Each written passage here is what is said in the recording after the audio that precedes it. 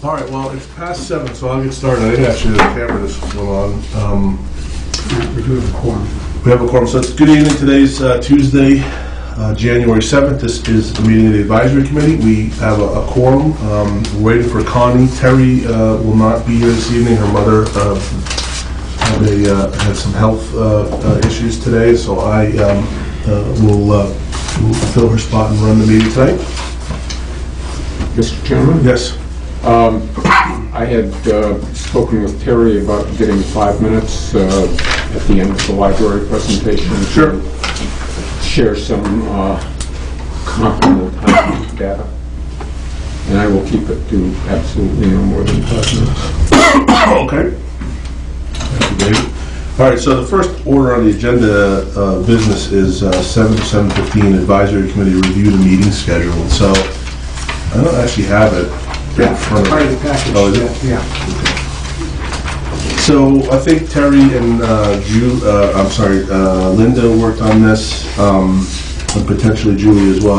I don't know. I wasn't involved this year, but from what I've seen, it's typical of a normal budget cycle year. We, of course, have to accommodate people's schedule, and so this won't be an exact replication of what the drill that we went through last year. But I think, in looking at it a little bit this afternoon, it looks to me to be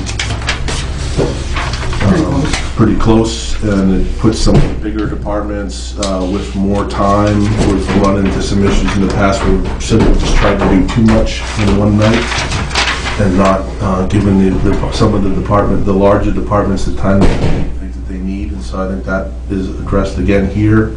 Capital planning, I believe, is supposed to be tonight, but I think we pushed them to the 21st from 8:30 to 9 because they haven't received all of the capital requests yet. And so I think that obviously was a good move. And so tonight we start off with the library, town clerk, and then our esteemed town accountant. I have a question on February 4th. Yes. We're going to have Harold Brown and Shelley and DPW come in for an hour. Yeah. And then the school committee representatives after that. And out of respect for the school committee representatives, is an hour enough for all of Harold's departments? I really don't think it's fair to the school committee people to have to sit and wait. Okay, that's a good point. I will pass that along to Terry tomorrow. I think if history has shown us anything, we spend almost more time on Harold than we do on anybody else. Yeah. The flip side of that is maybe put the representative of the school committee first on the agenda that night. Yeah. That is a new one too, the school committee. We have typically not met with them in a formal way through our budget process, so I think that's a good addition that Terry has made. But your point is taken, and I will I'll see if we can make some adjustments for the 4th. Does anybody else in a cursory review of the schedule have any issues?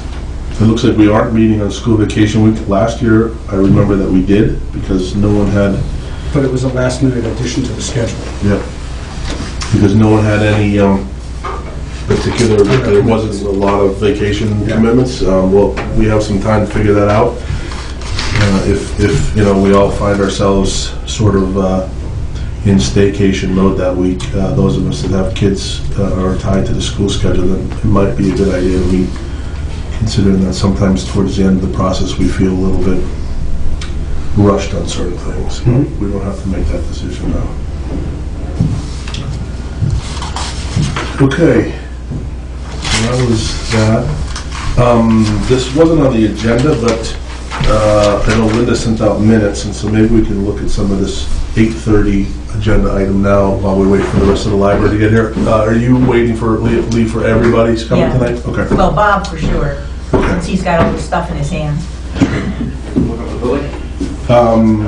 Let's see, Brad, in 5 minutes, do you want to give a recap of your experience at Tri-Town? Sure. So, a few weeks back, Tri-Town meeting was held in Lancaster, and worthy turnout.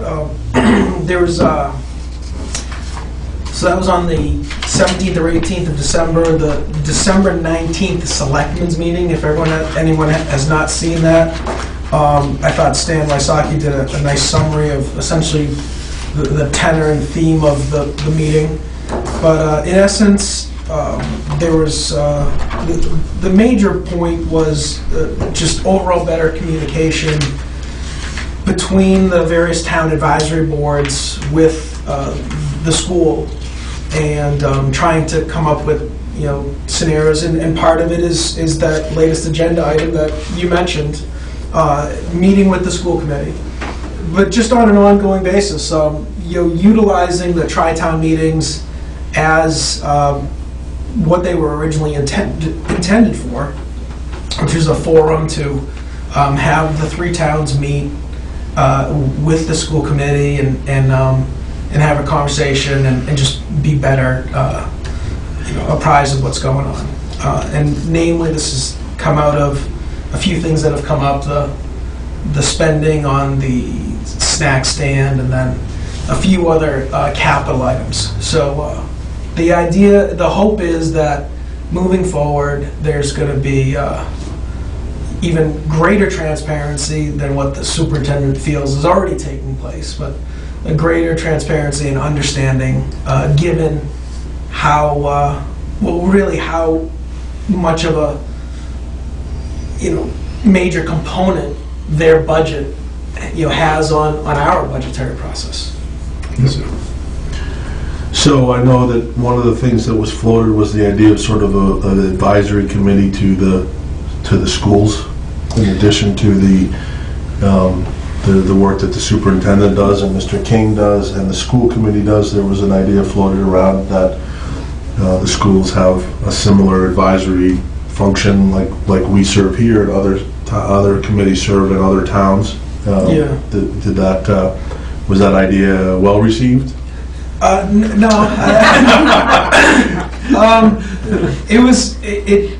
It really wasn't well received at all. But so yeah, that was the hope. And the reasoning behind that was namely there is certain rules and regs, laws in place regarding regional school districts on the present layout on what is in place. So the idea of an advisory board, I guess, is unlawful, but even just the idea of that was not really well received. But from that is what we have right now, is the hope that as we move forward, there will be a greater understanding. There was an email that was going around the past couple days with Terry, just because I had a follow-up with her on one of the questions that I posed to the superintendent was the money that we allocated, that town of Bolton said yes to in last year's town meeting, for money to go towards a boiler and a hot water heater in Sawyer and Emerson. And looking on the district's website, the RFP was canceled and the language is indefinitely postponed. And so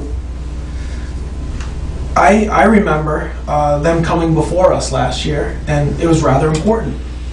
And the idea of, the boiler was 30-something years old and time to replace, past its useful life, and it's, a great opportunity to be more efficient and all of that, and really nothing has gone on with that. And so, examples like that and the overspend on the snack stand, concession stand, Sure. hopefully we'll get a little better understanding, at least be more aware, so that these things are not catching us off guard, given what we end up doing here Tuesday nights up until town meeting. So, in the interest of full transparency, what I've learned about the boiler RFP is that it was originally put out as an oil-fired boiler to replace like for like, and they've taken it off because the thinking is they're strategically thinking about energy savings and potentially having a different RFP, or investigating the idea of propane, or gas fired boilers, and they took it down because if you change the fuel type, I think it changes the RFP, and so I think that is why. Yes. Is that correct, Bob? Yes. And so I understood it, but it would have been nice to have heard that, I guess. Yeah, is what you're- is what As you're they saying. put it, it's, it's a 30-year article, it's a 30-year device, so this is a once-in-a-generation chance to investigate the energy profile. Which I think is a great idea, and I'm glad they're doing it. I guess the unfortunate part is, I mean, this propane is not a new type of concept. So one would have hoped that this idea would have been floated a year ago. But either way. Understood. So I think the message, at least from what I'm hearing, is that while we applaud the idea of thinking about alternative energy sources, that some transparency into why the RFP just sort of disappeared, and some liaison communication with either Dawn or through us or through some town official would have been helpful, I think, is what I'm hearing. Yeah, it would have been helpful, and on an ongoing basis, just, capital projects, they've got a large budget, twice the size of ours, but just, if there is this, incorrect perception that there's not as much rigor spent on their budget, then it would be to their best interest to better explain that they are, really stress testing that, so that we are all comfortable. And so part of this hope is that that's going to take place too. Great. Understood. Thank you for the update. Anyone have any questions for Brad? Are we going to see that boiler this year then, on the docket? Well, we appropriated the funds at town meeting for it, and I don't know that it's contingent on any time. I would expect to see it but I would before the summer's over. Yeah. I wouldn't expect to see it this cold cycle. Okay. I would expect to see it over the summer for the fall, next winter. Okay. All right, so with that, at 7:15, you just want to get into the library trustees? Those here. So this is Department 610, Stasha. Stasha, do you want to come around over here? Because Sure. They're going to gather there? Yeah, they're going to fill that whole section. Absolutely. So Stasha, you got separately from, I believe it was Julie or Linda, I don't remember, someone sent just the 610 department budget, Okay. which is the same as what you'll see me and potentially others use. This is the, so this is the whole budget package of the expenditure tab that Julie sends out. And what I typically do, and potentially others, is I print it all out in a different format, just a landscape with no margins to make it bigger because my eyes are sometimes failing me. And this is soup to nuts, all the departments. And so I'll flip on this to 610, or you can use what was provided just as the 610. It's the same information. Got it. So with that, Bob and folks, and Pam, and you want to come up? Sure. Or they'll just let you fend for yourself? They wouldn't do that. Here, can you take this one? Good evening, guys. Thanks for coming. Thank you. I'll let you, Bob, kick off the discussion as I have already been through some of this. Okay. Our meeting late last year. To give a review of what we've been up to this year. Records.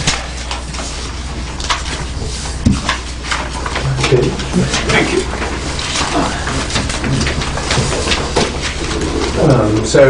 Just a summary of this fiscal year. We've been, we actually closed an hour a week. We're down an hour on Saturday. Nonetheless, we were open over 2,000 hours, including 192 hours on Saturday.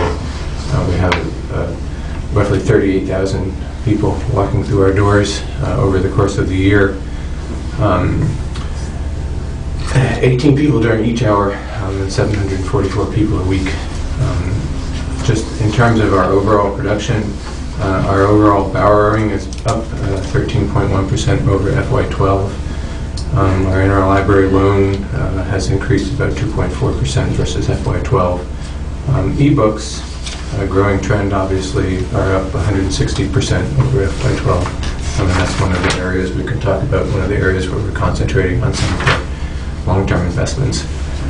We returned about $17,000 to the general fund last year, most of which was out of the heating and electric budget items. And actually, I have a little bit of a discussion about that following the conversation that we had earlier last year about that. Suffice it to say that we plan to probably be returning some money this fiscal year, depending on how the Not if it stays this way. But sort of looking forward to FY14, we're still, you'll recall a couple years ago we reduced the staff. We're still down that staff number, which is about 15 hours a week in our young adult specialist position, so that remains out of the budget. We've been fortunate we have no major storms or other events necessitating generator use. That's good news. We continue to have a high rate of both town residents as card holders and as visitors to the library. Our fiscal year budget comes in at $384,144, which is about 1.9% of the town budget. Is that fiscal 14 budget, or you mean fiscal 15 That's the budget? fiscal year 14, sorry, that's the fiscal year 14. Yep. Yep. So for this year, fiscal year 14, we get funds outside of the town. So the Friends of the Library have contributed about $3,000 in museum passes. We had a trial program with a computer-based language program, which they were in for about $1,200 for. And $325 for Wowberry, which is a web-based email subscription, which is great if any of you are on it. Basically lets you know what's new in the library, and they've been funding that. We received about $5,000 in state aid this fiscal year, and we've spent almost I guess about 60% of that. And we can talk about sort of where we're spending on that, sort of our priorities. In general, we're looking to spend on technology, so e-books. Sort of we're using the state aid funding to increase over our usual material and budget expenditure investments in e-books and e-book technology. In this case, we also purchased a series of workstations which were recommended for some of the preschool programs. So these are not your regular laptop that you would find at home, but sort of a laptop specialized for small kids with large features. And they're a huge success. Yes. Apparently, the kids are just at them nonstop since they were installed. I don't know whether that's a good thing or a bad thing. I work for Intel, so I can only assume it's a good thing. But I mean that sort of technology investment, is something that we look for. The thing. The other one that we're considering this year is basically in continuing education for the staff. So that's an area in the budget which we've been steadily pruning back over the last couple of years. It's not because we don't think that the staff education is actually critical. We actually have a couple of great examples, but the funding for that we've been taking out of the state aid account as opposed to the operating budget. We provide, per earlier recommendation from this August group, we're continuing to use volunteer groups out of the STRIP program, and we have 3 seniors right now who are working with us on library funding, library operations, and then finally we have also, as a group, set up a endowment fund, which we're currently seeding at this point. And one of the things that happened this year was we actually received a $6,000 donation to that fund to help seed it, and we plan on basically using the proceeds from that endowment over time as a way of additionally funding the library. making us more independent of broader economic issues. So that's all passed. Looking forward to FY15. There's a couple increases. We increased the CW Mars assessment, which is basically the cost of us being in the network, our ability to both have the collection indexed as well as interlibrary loan, and that's all based on circulation. So basically CW Mars looks at how much we circulate, how much we're used, and they charge us based on that. Our circulation is up, so our assessment is up. We're not proposing any changes to personnel or open hours. I mentioned that we're still down half of a young adult librarian. There are step increases included. Let me give you a longer version on heat and electric. So I'm not sure which version of if this is a version that can't read anything anymore. I have heat at 2745 and electricity at 17K. Yeah. Okay. So what I did as a result of the conversation that we had, Randy's, sort of looking at the putbacks, the givebacks that we've been giving at the end of the fiscal year, as I went back and took another look at the heating and electricity lines. We now are in the building 2 full heating seasons and 2 full cooling seasons, which actually gives us a pretty good benchmark. So what I did was I put together a spreadsheet, which I don't have with me, which follows the last 12 years of climate data from this area. And then based on the data that we have from the 2 years of operation, I can map that climate data in degree days to projected sort of consumption of oil. And so what it comes down to is that we consume about just over a gallon, 0.707 gallons per degree day. For heating season. So if you multiply degree days by 1.07, you get how many gallons we consume. That's actually a little bit better than last year, which was at 1.08, and a huge improvement over the first year that we were in the library, where we were at 1.29 due to a defect in the HVAC system that we repaired, and we've been operating much lower than that. So based on a 12-year average, if you just look at that, that's about 6,600 gallons. If you multiply that number of gallons out by our current fuel cost, which is $2.84 a gallon, up from $2.69 in previous years, you come up to about $18,900. The good news is that based on sort of the data to date, which doesn't include the last polar vortex, we're tracking very close to an average season, and we'll see whether that holds. If it does, there's one other factor, which is the emergency generator. So I mentioned earlier that we've been fortunate enough not to have to use the thing in battle, as it were, but the generator system still needs to be run weekly, basically to keep it in operation. That consumes some amount of fuel. The way that we've done it in the past is that we've budgeted for that fuel in the annual budget, as opposed to sort of having it be a special purpose thing. The problem is that it consumes less fuel. It looks like it consumes less fuel per year than the propane company wants to fill. They have a minimum thing that they want to fill. So it does not look like, I have not been out to look at the gauge. It does not look like, and then frankly, we just don't have the data yet on how many times, sort of per year of non-emergency operation we get out of it. But the unit sort of comes in 500 gallons. So basically, in a year where we fill it, there's another $1,400 in fuel cost, propane cost. In a year where we don't fill it, that money goes back to the general fund. And is that included in the heat? Because you don't have a separate propane. We don't have a separate, that's all propane. Yeah, we had added, this is something I forgot to mention, we had added a propane line item in the town buildings budget, right, because of the generators that we put in. I don't know, Julie, if you have a problem, or the committee has a problem with having it combined with in the heat Well, our heat is all His heat propane is all anyway. propane. It's all Oh, propane. that's right, I'm sorry. Yeah, so it's all the same stuff. Yep, so that's fine. I'm sorry. You could relabel it Well, propane. then you don't really have a minimum usage issue. It's two different tanks. It's two different tanks.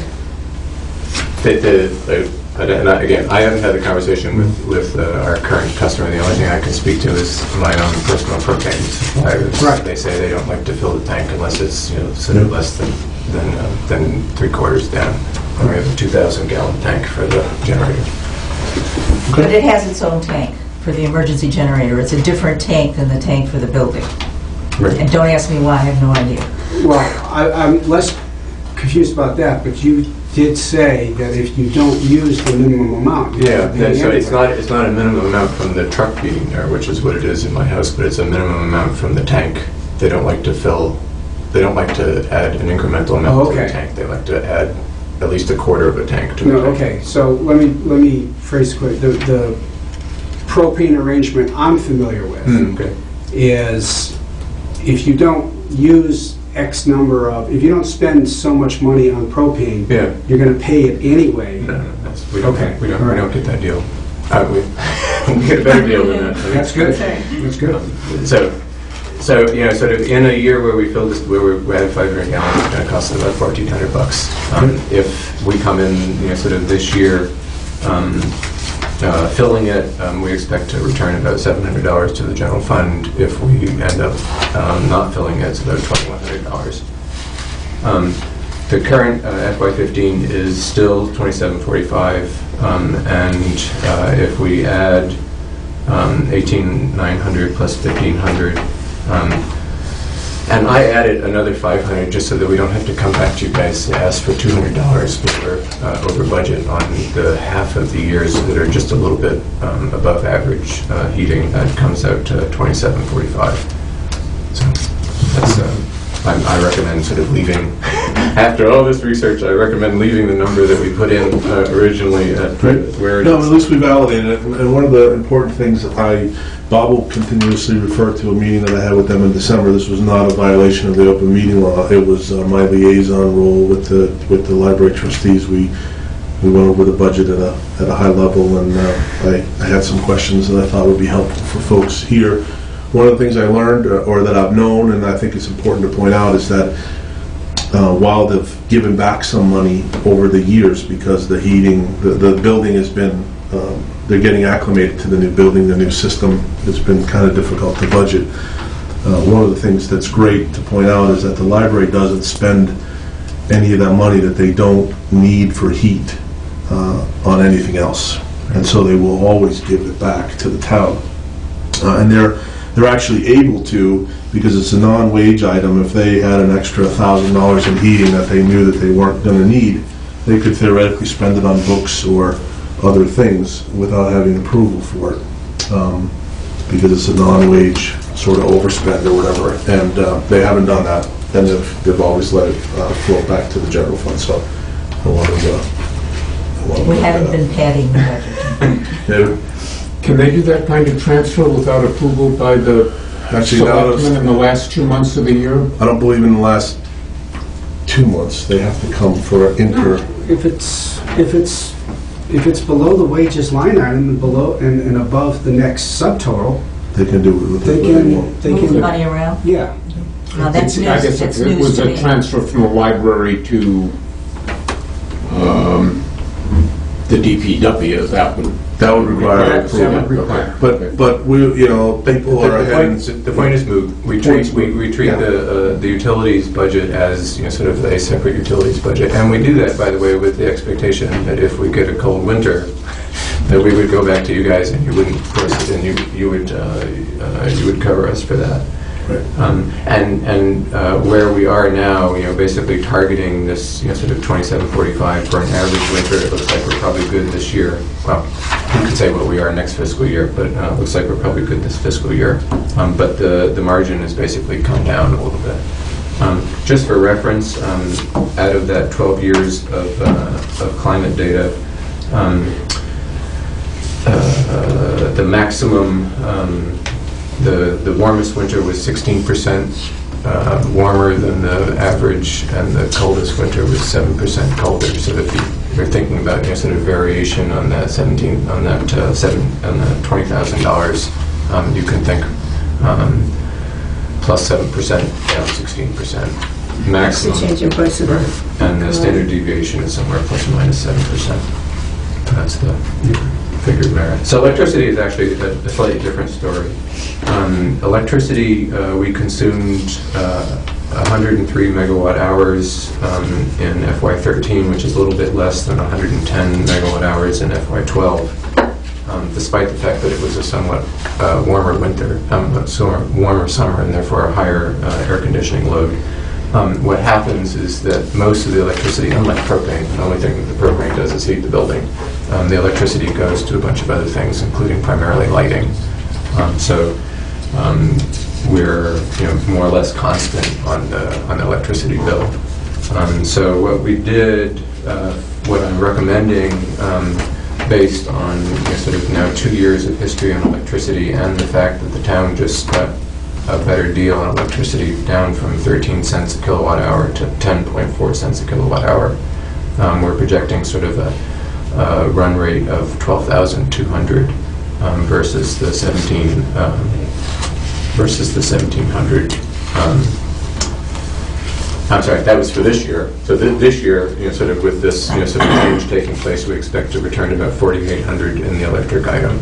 And for FY15, because we have that lower rate over the whole year, that turns into $6,000.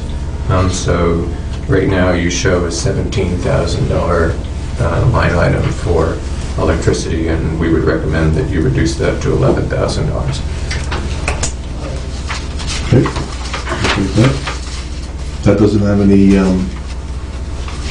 books, formula implications? It does have books, formula implications. We'll have to do that. Absolutely.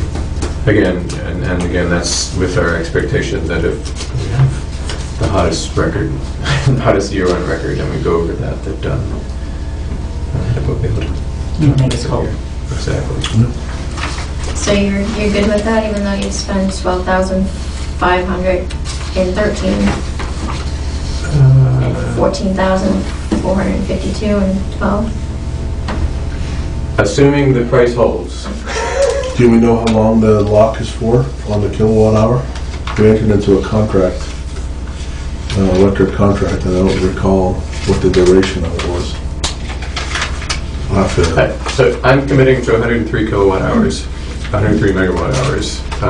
We can do the math outside of this, and so actually, based on my understanding, which is that this rate that we have, which I heard secondhand from Don, we could count on in FY15. If I'm wrong in that, then we have to readjust it. So we'll need to confirm how long the lock is on that. It's an extraordinary deal for the town, man. Yeah. That's a No, it significant makes sense. Yeah, that's pretty big.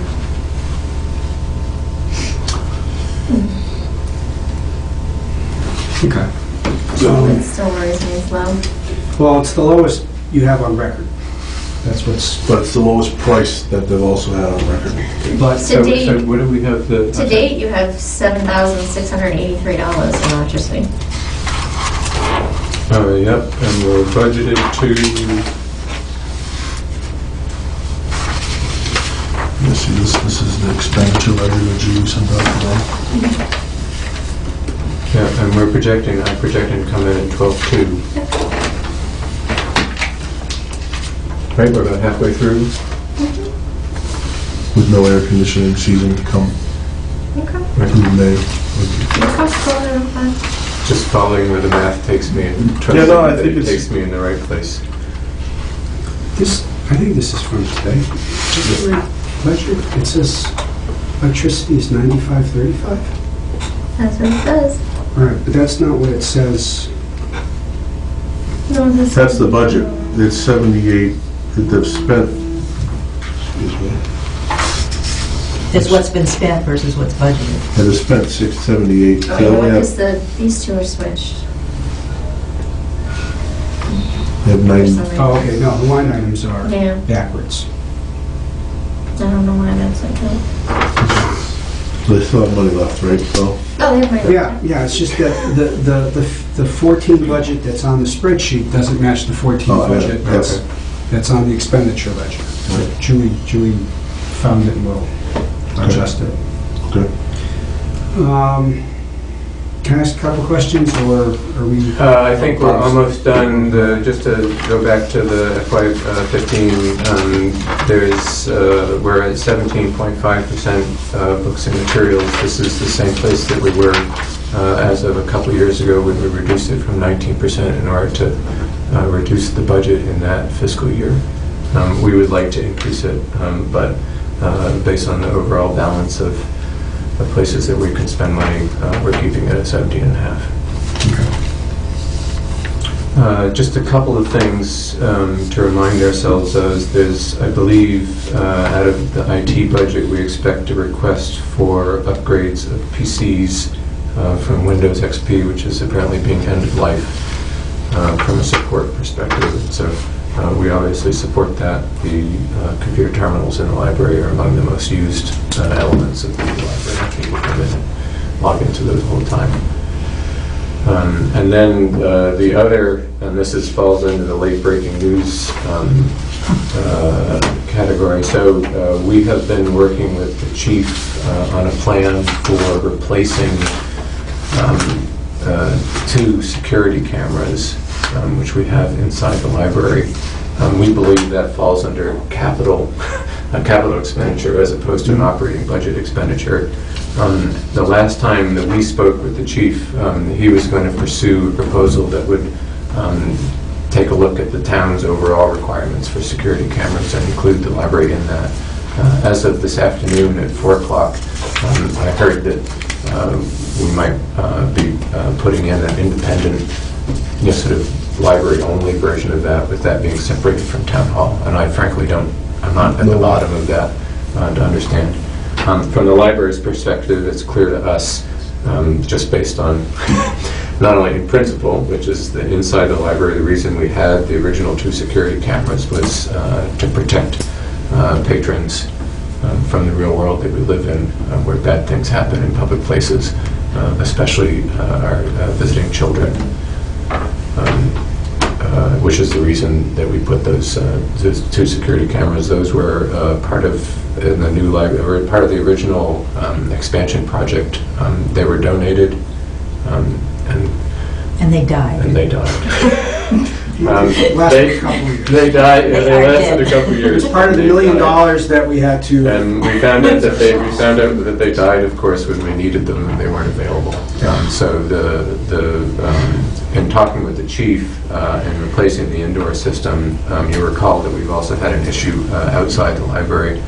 We had a semi-truck come in and try to make a U-turn to the library parking lot, knocking down 2 of the custom light poles and a tree before driving off with nobody in time to catch his driver's license. It's late at night.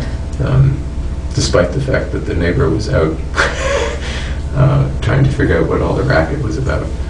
So that is, my understanding, is being covered by insurance, obviously, but the chief's recommendation is that that's the type of thing that sort of could be covered by a high-resolution outside camera. We had another incident as well a couple of years ago when a truck came down Main Street and lost control for we don't know what reason, because it was another case of not being caught, and took out a bunch of plantings and part of a light post on the street in the front of the parking lot off the street. So there was a bunch of damage there as well, but we never caught either culprit. So to bring the committee up to speed, one of the things that when the library and I met in December, the bid for just the library's portion of the camera was over $10,000. And the library was having some discussion as to how they fitted into their budget, and I had informed them that my opinion of it was that it was a capital item that should be, since it met the threshold for me, it should be considered by the capital planning committee and considered as a capital building improvement outside of their operating budget. The chief was also at that meeting, and I had asked him at the time while, you know, with the interest of potential economies of scale on this bid, whether any other town buildings were unprotected from a security camera perspective, and in his judgment, where else he'd like to see cameras, and he had indicated that the DPW and the town hall that we're sitting in don't have any camera protection, but that the schools do and the public safety building does and the library used to. So I thought that we could also go out to bid for a sort of a Bolton-wide security camera project. If the chief thought that was in the town's best interest, and it sounds like tonight there might have been some detaching again of it, and we'll have to get to the bottom. It sounds like there's a Bolton-wide thing, but it's somehow being binned out into smaller cards. But I think he's had trouble having the contractor come back, the vendor come back to give him a price too, just with the weather and other stuff. So it may just be a timing thing. We But just don't so know. is any portion of that in front of the capital planning committee? Not yet. I had sent an email to Linda when she sent out the last reminder for capital request that she should be expecting a security camera item from Vin. I haven't heard anything more about it until I just Yeah, and we were trying to catch up with Ben and find out what the new number was, and Right. I think regardless of whether No we luck. feel it's important for the town hall, I was thinking of it, remember when we needed a generator for the DPW? We decided to say, well, if we need one for the DPW, do we need one anywhere else? And it was determined that we needed one here, and so we did 2 generators at the same time to sort of capitalize on all the town's needs, or satisfy all the town's needs, and I was thinking that same train of thought with security cameras. So I think that makes sense. I think regardless of whether it's separate for the library or not, I think it shouldn't be in their budget. It's a capital item, and I would ask the committee to opine on that as well. And that sounds like I'm getting some nods here. Yeah, So, that's fine. okay. Okay, that's my spiel. Okay. you forgot to tell them how much money we returned to the town. Oh. Well, you did 17,000. We started let off. No, I don't mean from the budget, I mean in terms of I'm what sorry. the value of the That's- library is to the town's I mean, people. basically, this goes without saying, of course, but you know, people use the library, and using the library, checking out books, videos, museum passes, public computer use, the whole rest. We figure a market value on that of about 1.8 million, which is a pretty good return on the $384,000 budget. And so just to recap, before we ask questions here, if you were recommending $6,000 to come out of electric, and that has some formula with books of 17%, you know, call it 6,500 or whatever the math ends up being, your overall budget would not have a $6,500 increase. It would be flat, Right. including steps that you've Yes. already built in here, but not including any COLAs that we may decide to do at a later Right. date. Is that how we should be looking at this? Yes, and there's only one other item, and I confess I'm not sure where it stands right now. We had 3 positions which are basically subject to review from the last personnel study. Were moved from from grade 2 to grade 3.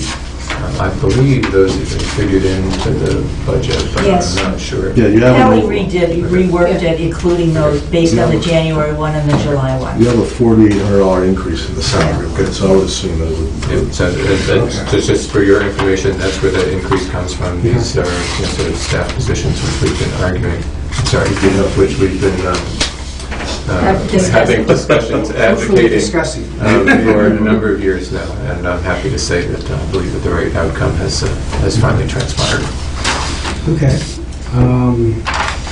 Increase in purchase of services, where's the CW Mars? That's- That's where it is. That's it. Okay. And we have nothing to say about that. Yeah, I understand. Well, we have something to say. We could restrict circulation, but that would Oh, God. not be productive. And web services, that's going way up? Web services is basically, I believe, actuals coming off of programs which were previously funded, or pilot programs that were funded by the Friends as a pilot program, you know, basically now being included in the operating budget because they were successful. So give an example of that Mango Languages thing. Yeah. Sounded really great. Okay. Didn't get enough circulation. That got canned. the Wowberry sounded really great. Actually, it has worked out really well. That's now in the web services line. Okay, so this isn't speculative, this is stuff that's been proven. Yeah, exactly. And that's the model that that's the model that we're using with the Friends money, which is to help us try out new things without risking the town's money. Is the travel and meeting increase related to the professional development increase, or are they two separate issues? Let's see, which ones are those? Those are... So Kelly got sick at the last minute, so we have copies of everything. Yeah, exactly. So we've got travel and meeting going up from 580 to 1,000, and professional development up here you explained. Okay, so I was just wondering if they were related or...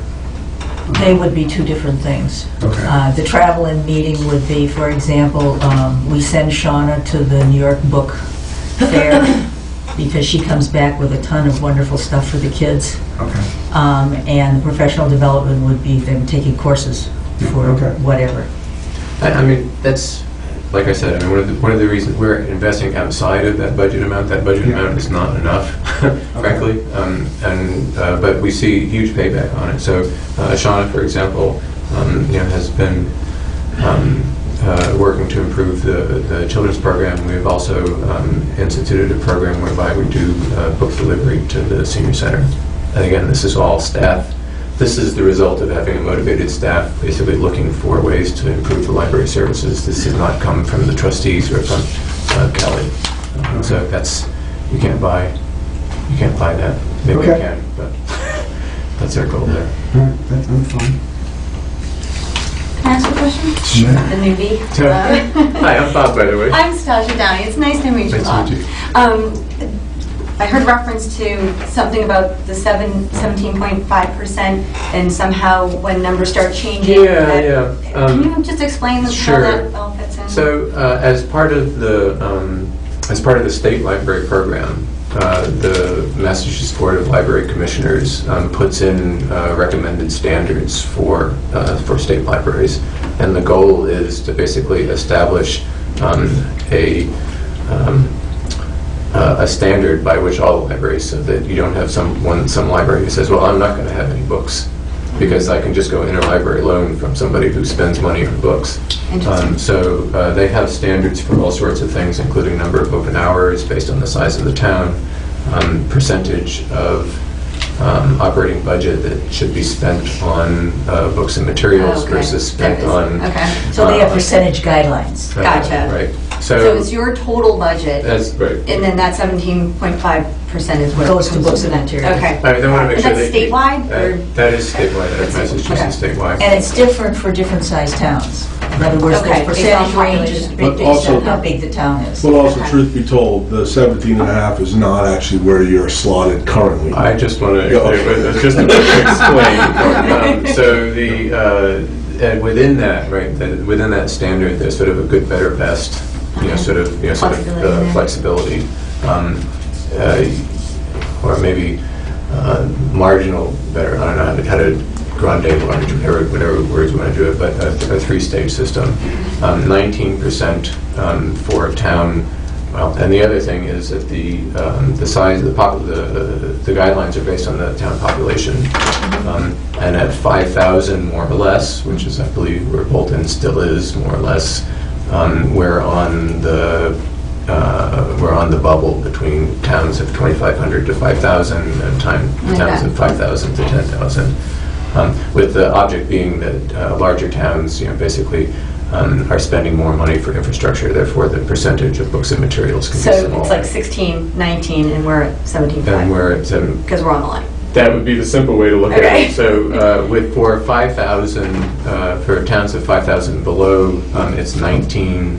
The best is 19, and then it goes down 17.5, 16. Okay. And we're at 17.5. And those are those requirements or just recommendations? Both.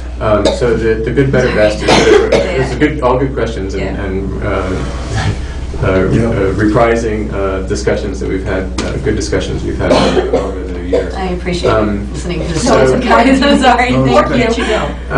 The minimum is a minimum, so if you Okay. get below 16%, Okay. basically you stop qualifying for programs and you start having to show up there to justify why it is that you're not meeting the minimum standards.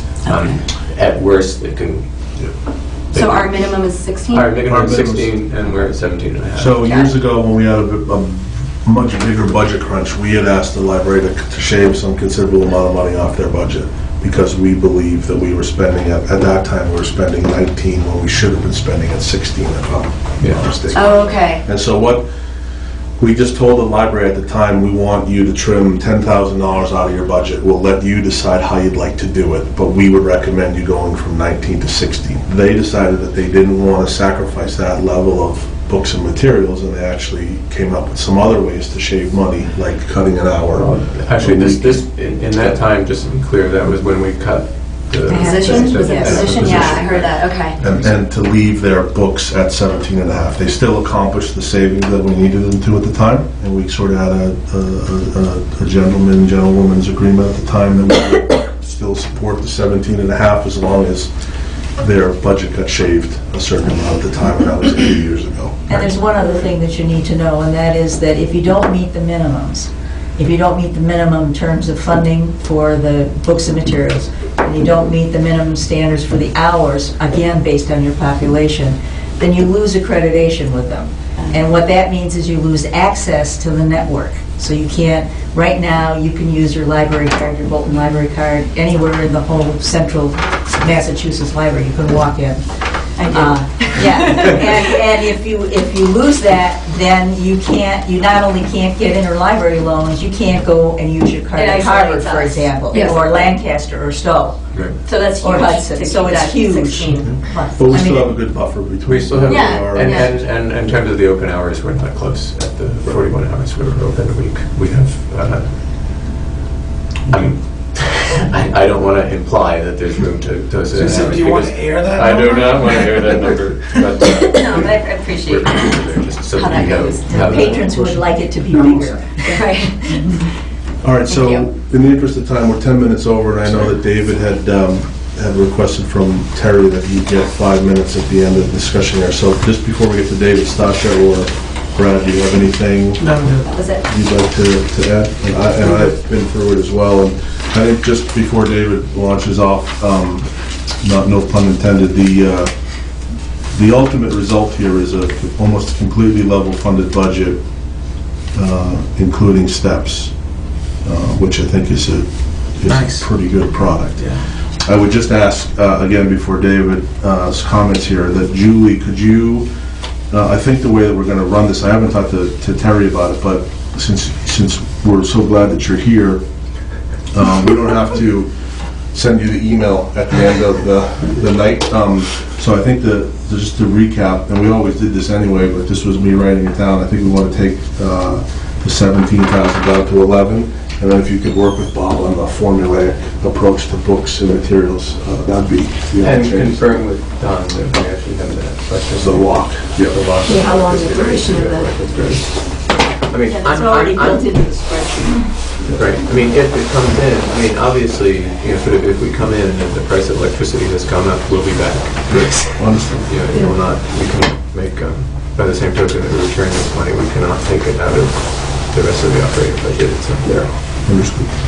And with that, David, you had something to discuss? Sorry, guys, we're running a little bit over. David has 5 minutes, we'll have a little bit of discussion, and we'll get to you as soon as we can. Apologies. I was disappointed with the decision to go for a level-funded budget this year because I think we should try to do some cuts to get more tax relief. And so I'm considering trying to put together a credible alternative budget to offer as an amendment at town meeting that might have a 2 or 3% reduction. Is this just for the library or for other departments as well? Other departments as well. Let me You said pass. 2 or 3%? Well, more for you guys. Because you're one of our biggest fans, right? Sure, it's nothing personal. It is not anything personal. Here, ooh, blank. Doesn't matter. Save money on paper, Dave. I'm trying to... Dave, can we expect this presentation with every committee coming before us? No. Just where I think there could be significant savings. I've developed or chosen 3 towns to be kind of the comparison towns, Foxborough, Harvard, and Stowe. And I think they're kind of similar to Bolton in terms of being affluent towns. I've used the annual reports, the latest annual reports from each of the 4 towns, including us. And the accounting is done pretty similarly, but I'm sure there are little things like some of our actual library budget is in the DPW budget and there'll be things. But I don't think it's an apples and oranges thing. I think it's maybe a Granny Smith versus a Macintosh kind of thing. So I think these are pretty close. And then I've taken the population from the 2010 U.S. Census so that would all be consistent. And then the tax rate is the most recent one. Bolton, with the lowest population of the 4 towns, still has a library operating budget that's 8% higher than the average for the 4 towns. Our population is only 81%. I'm sorry, the average for the other 3 towns. Our population is 19% below the average for the other 3 towns. So that gives us a library expenses per capita that's 31% above the average for the other 3 towns. And our tax rate, which is what I'm trying to get down eventually to the average for the other 3 towns, is 18% above that. The figures are certainly impacted by the fact that Stowe's library expenses per capita are very low, and Harvard's library expenses per capita are somewhat a little bit higher than ours. And one could argue, well, if that's good for Harvard, it should be good for us. But I disagree with that argument because of all the towns here, Harvard has the lowest tax rate, and the burden on their taxpayers of the higher library expenses per capita is less great than it is for us. Their tax rate is 24% lower than ours. I don't think we should drop our library expenses by 31% to get down to the average here. But I do think we should drop them by 10%, and I fully recognize that means fewer hours of the service for the town, but I think, in my judgment, getting the tax rate down is important enough to be willing to give up a few hours. So I think a 10% reduction would still put us ahead of Boxborough, which is sort of the median town here in terms of library expenses per capita, and so I think that would be an appropriate thing to do. So I don't expect to convince the library trustees that a 10% reduction in the operating budget is a good idea, but I do believe from the point of view of the town and working toward a more reasonable tax rate, it would be the right thing to do. If I could, I'd just like to make a couple of points. So in the 3 towns that David has provided, Boxborough and Harvard both have recently renovated libraries. Stowe actually is in my email list. The library trustees have invited us to Stowe to help them figure out how to upgrade their library, which was last upgraded in 1976. In that upgrade, they spent less money than they ought to. The current addition is actually leaking into the original building, and they have a bit of a nightmare scenario going on now. They went to town meeting last year with a request to expand the library and basically to fix that problem. They were narrowly rejected. The problem hasn't gone away. The library is still, if you visited the Stowe Library, it's basically packed into If you visited the Stowe Library, if you visited the Bolton Library before it was expanded, you'll have some sense of what's going on inside the Stowe Library. So having Stowe in here basically is not an apple to apple. Not even Macintosh to others. I would include in an apple to apple comparison another town that basically had the library renovated more recently. The other comment, just in terms of Boxborough and Harvard, Boxborough also expanded their library recently. They had a brand new piece of property, and they were able to design a library from scratch. It's a single floor. It requires a lower personnel density in order to keep safe. And that's the primary difference between our operating budget and their operating budget is basically the staff that is required to service their building. We were able to fit the library into the historical context, and as a result, we pay slightly more for operating expenses versus Foxborough. In terms of, sort of the, as you guys will know, level funded this year, also level funded the previous year, also level funded the previous year, actually worse than that.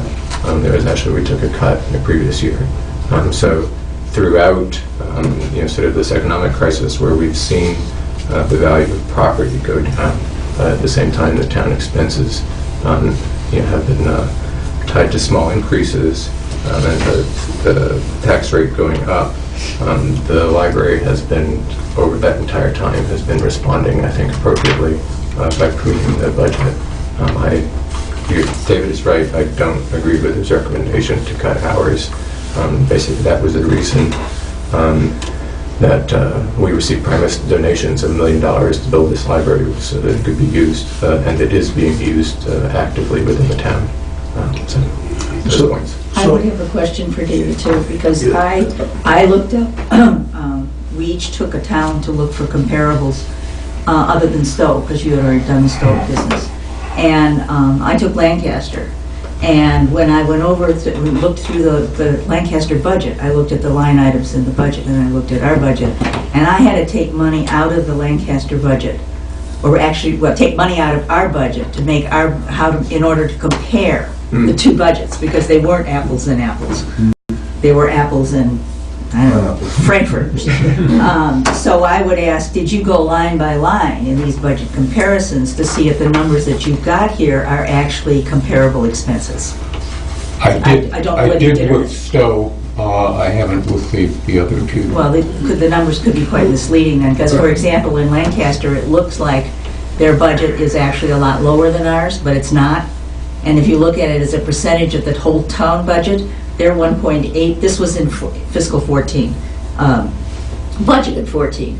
They were at 1.8% of the budget with the two budgets adjusted so they were comparable, and we were at 1.7. Okay. So we were actually cheaper as a percentage of the total town budget than Lancaster.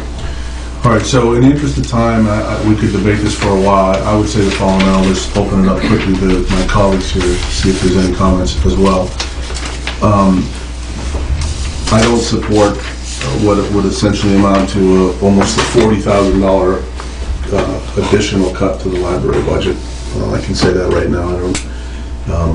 We'll have interesting dialogue, I'm sure, from what I'm hearing tonight at town meeting, potentially.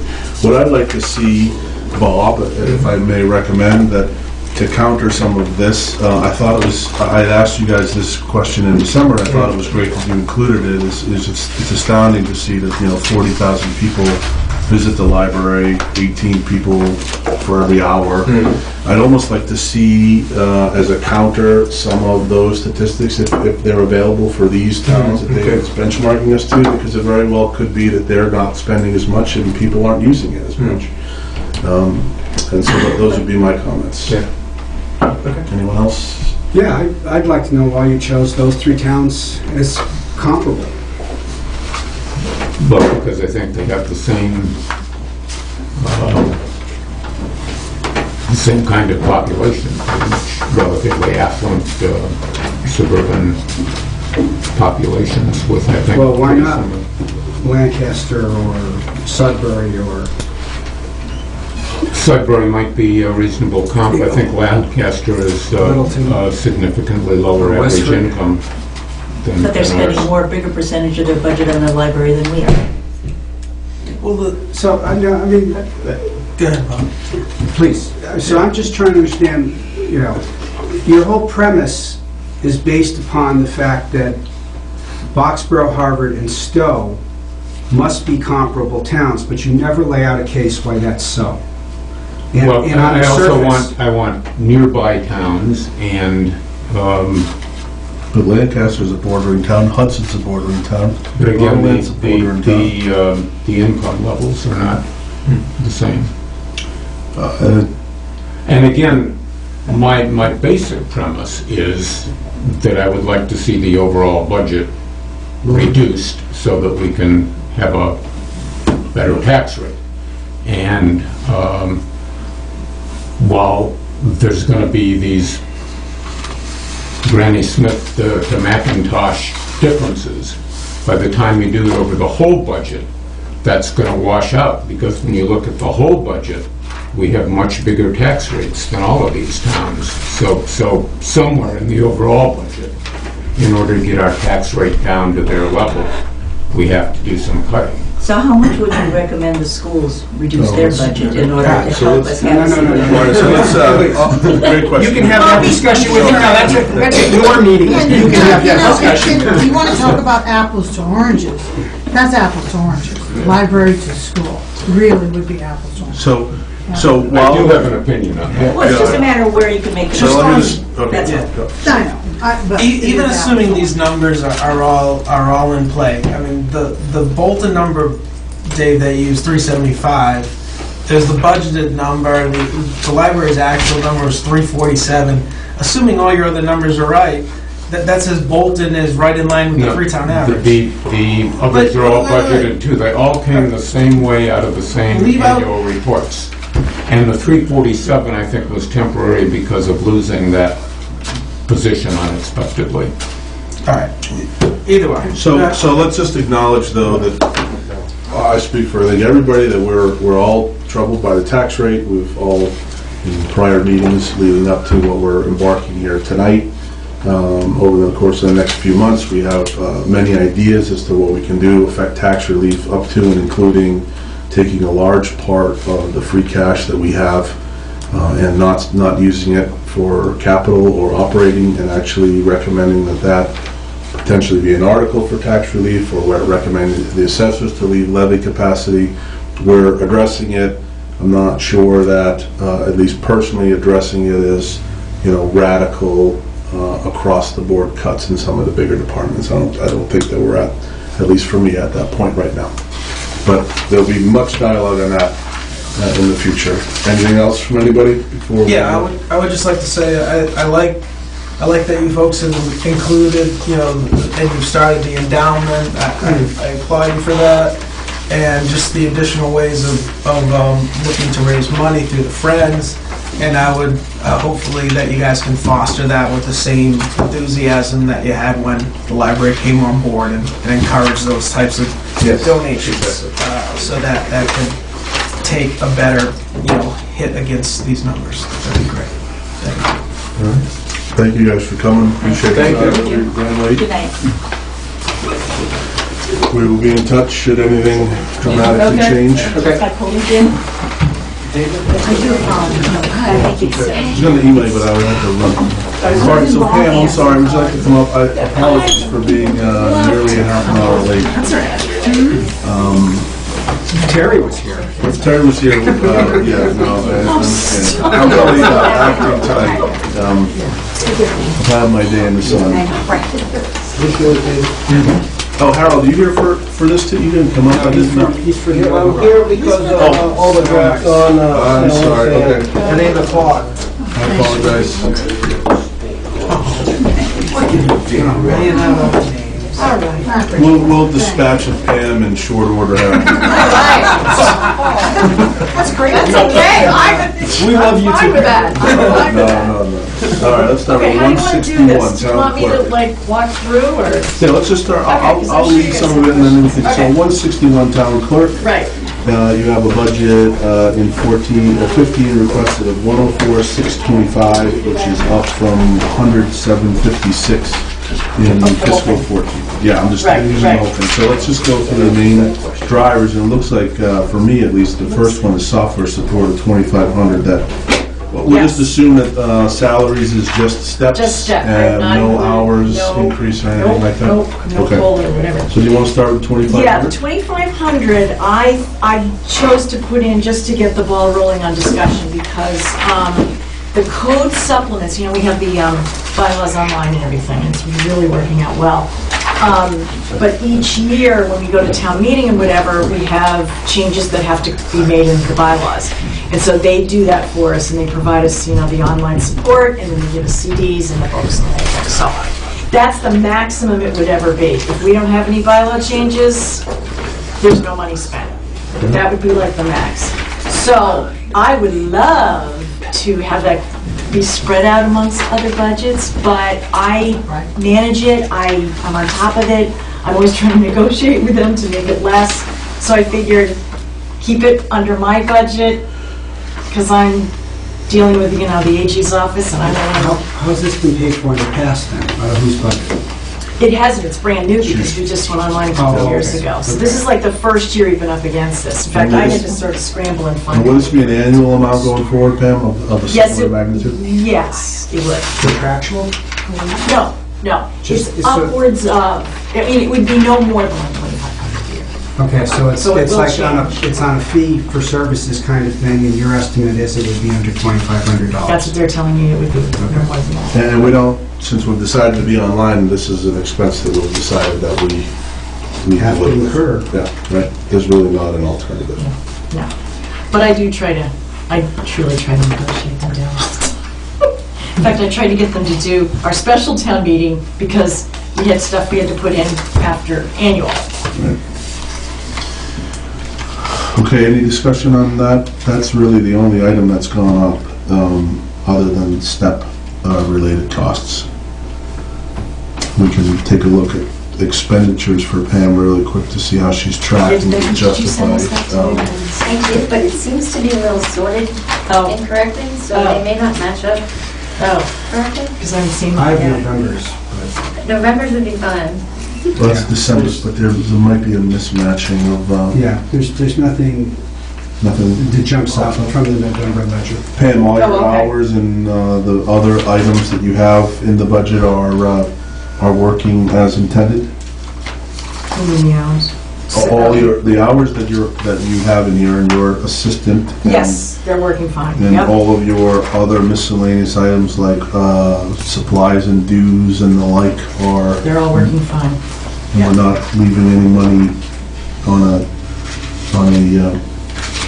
usual basis on the table at the end of the year? Okay. That's just for 161 you're talking about, right? Yes, just Yeah. 161. No, that's about. Does anyone have That's about any what other it's been. questions for Pam? Oh, nope.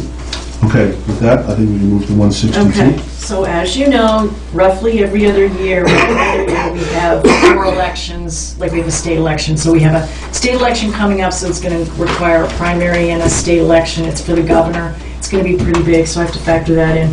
And then, of course, our annual town election every year. So these are the estimate of what they've been running. I shouldn't say estimate, of what they've been running, so. So we're up So we're gonna about be up- $3,100 from last year. Right. And it's all in purchase of services, which is the machinery. The machine and the For a discs. new, Yeah. not out of cycle, but an election that didn't happen last year. Right. And then the other thing with the state election, I sometimes feel that I need police support there, so that comes out of that. But the town and the primary won't need that. Does anyone have any? I'm hoping, I did get a wage grant for the special election this past spring, which is in a separate fund. So I'm hoping that I can offset some of the wages with that money, that I've got earmarked for that, so. We got that in November, so that So you know this is should for be- Pam does a bunch of different things, one of which is runs the town elections. Yep. And so Because you've the got the polling line. station, the machine that you feed your ballot into, all of that, there's Mhm. costs incurred with counting and the like. So anyone have anything on 162? All right, Then that, hopefully we go to 163. pretty straightforward. Same old same. So no changes there. No changes there. And having the census done out has been fabulous. It's been cheaper, because we used to do it in-house. Full. As of November, you hadn't spent any money on the... On that? On purchase services for registrars? Right, because it'll hit us in the next month or two. Okay. Yeah. Because it was... In December, she actually spent $657. That was for the, you have to set aside postage. Okay, thank you. All right, so I'm okay on 163. Yeah. Fun? That's great. Well, that was record time. That was painless. Thanks so much for coming in. No problem. See you, we'll see you next year. No, see you. Have a Merry Christmas. Yeah. Take care of you all. Happy New Year, Okay. you know. Be sure Enjoy to your write. Labor Day Be weekend. sure to write. Bye. All right, Mr. Brown, I apologize for the delay, and Mrs. Brown as well. Thanks for coming. Come up, Blake. First thing, this is wrong. Yeah, you can't afford another calendar. I'm sure someone will donate one to us. You can get a Caterpillar one, or I'm sure you have many of them. Oh, John Deere, there you go. That's Caterpillar. I prefer Deere, but that's all right. I'm looking for an This is your annual- overspending. this is I'm your asking for budget. 100,000. Okay. Just to inform you, before the winter started, we spent $71,862.41, and we had not bought blades, and we had not done a lot of repairs. Our repairs this year, between 421 and the snow account has run us over $40,000, and we're still counting to keep the... So what was the 71,000 on if it wasn't for repairs? It was for wages, overtime, repairs were 14,000, no, let me put it this way. You said From before winter starts? wait a minute, from 7/1 to 12/7, we had spent $14,299 out of repairs for snow and sand, from the snow account. Our supplies ran us $129, salt ran us $10,403, and sand ran us $43,680. Okay. All And right? you typically buy that stuff when you get a good price and to stock up for the winter, right? The salt is state bid. Sand, we go out to bid. Since then, we have been spending right along, we've been, had by blades, I had a whole accounting of it, and I have it here if you want to see it, what it costs us to run this operation. But you once told me that you typically spend like half of your snow and ice budget before That's correct. Before. single flake falls, right? That's correct. And this is consistent with that? Very consistent. And so, after this cost, what has been, we all know this, but I'll ask the stupid question, what's been unusual about this winter so far? This last storm was the killer. It ran us something like 46,000, maybe, that's a guess. Could have run us more than $48,000 because of longevity in it. And the weather, the temperature and the amount of snow and the longevity of the storms have been just killers. And how has the 100 been calculated, Harold? Do you have line of sight into the 100, or is that just a round number buffer that you think that we're definitely... We're already overspent by 30,000. So 70 of it is to give you insulation for a storm that hits from now? We're only in January. Yeah. No, I think it's appropriate. This could be a unbelievable banner year. I hope not. You could be a regular guest here. So, Should we have a nameplate made up for you? I was thinking today, we don't have to decide this tonight. I know Harold has an opinion, and I'll let you speak on it, but I think the time has come, in my opinion, that the 180,000 that we put into the budget is outlived its useful life. The reason that we've not increased that 180,000 is by state law. Once you increase your snow and ice in your budget, you can never take it down. And so we've been using some creative accounting, if you will, to keep the 180 in the operating budget and carve out another 100 of tax capacity outside of the budget. while I do enjoy seeing Harold come and see us, I think if we... Who are you kidding? I think if Let's we... be honest. I think if we thought a little bit more objectively this year about the 180 in the budget, and maybe making it 250. I mean, our track record over my tenure on this committee and yours and others has been that Harold comes every year. This is the new norm, right? Yeah, it's been 6 years. What it is, all expenses are going up exponentially, okay? Your equipment is getting older and older. Could you give us a breakout, and it's nothing we need right away, but, salt and sand yearly, and then repairs yearly? For how long? Go back 5 or 6 years? Oh, sure. I have someone that's willing to volunteer that I can pay to come in and start that tomorrow. I don't have the time, nor Shelley does, but I have someone that can. Well, yeah, I don't want to... But you would say that it's over $180,000. Oh, God, yes. Yeah, I think That's an easy one. I think we just need want to to see what that. it is. We just need to see that, and if we're spending that before the first snowflake falls, It's even more... You've got to stock up. You need blades, you need chains, you need tires, you need everything. Within a very short time, you'll only have 2 trucks that have dump bodies that are used year-round. Everything else is used only in the winter. okay, And there are sets. The worst of it is, that's the worst thing for a truck there is. just sitting around. It's horrible. There's another scenario which has never been researched and looked at, well, actually it has been, is that we don't own as much. We sub it. This account would be much larger, but I have a trouble with boards realizing this, is trying to look at, as David said, apples and apples. I looked at it yesterday and I ran some figures, and I think I came by like $35,000 last year if I'd have subbed out sanding and plowing for one truck. $35,000. Sounds like a lot of money, huh? $35,000. $150,000 buys that truck. All right? What's the employee cost you? Yeah. Well, and they pay for the repairs. Now all of a sudden, Yeah. they pay for the fuel, the repairs, the insurance, and everything. Okay?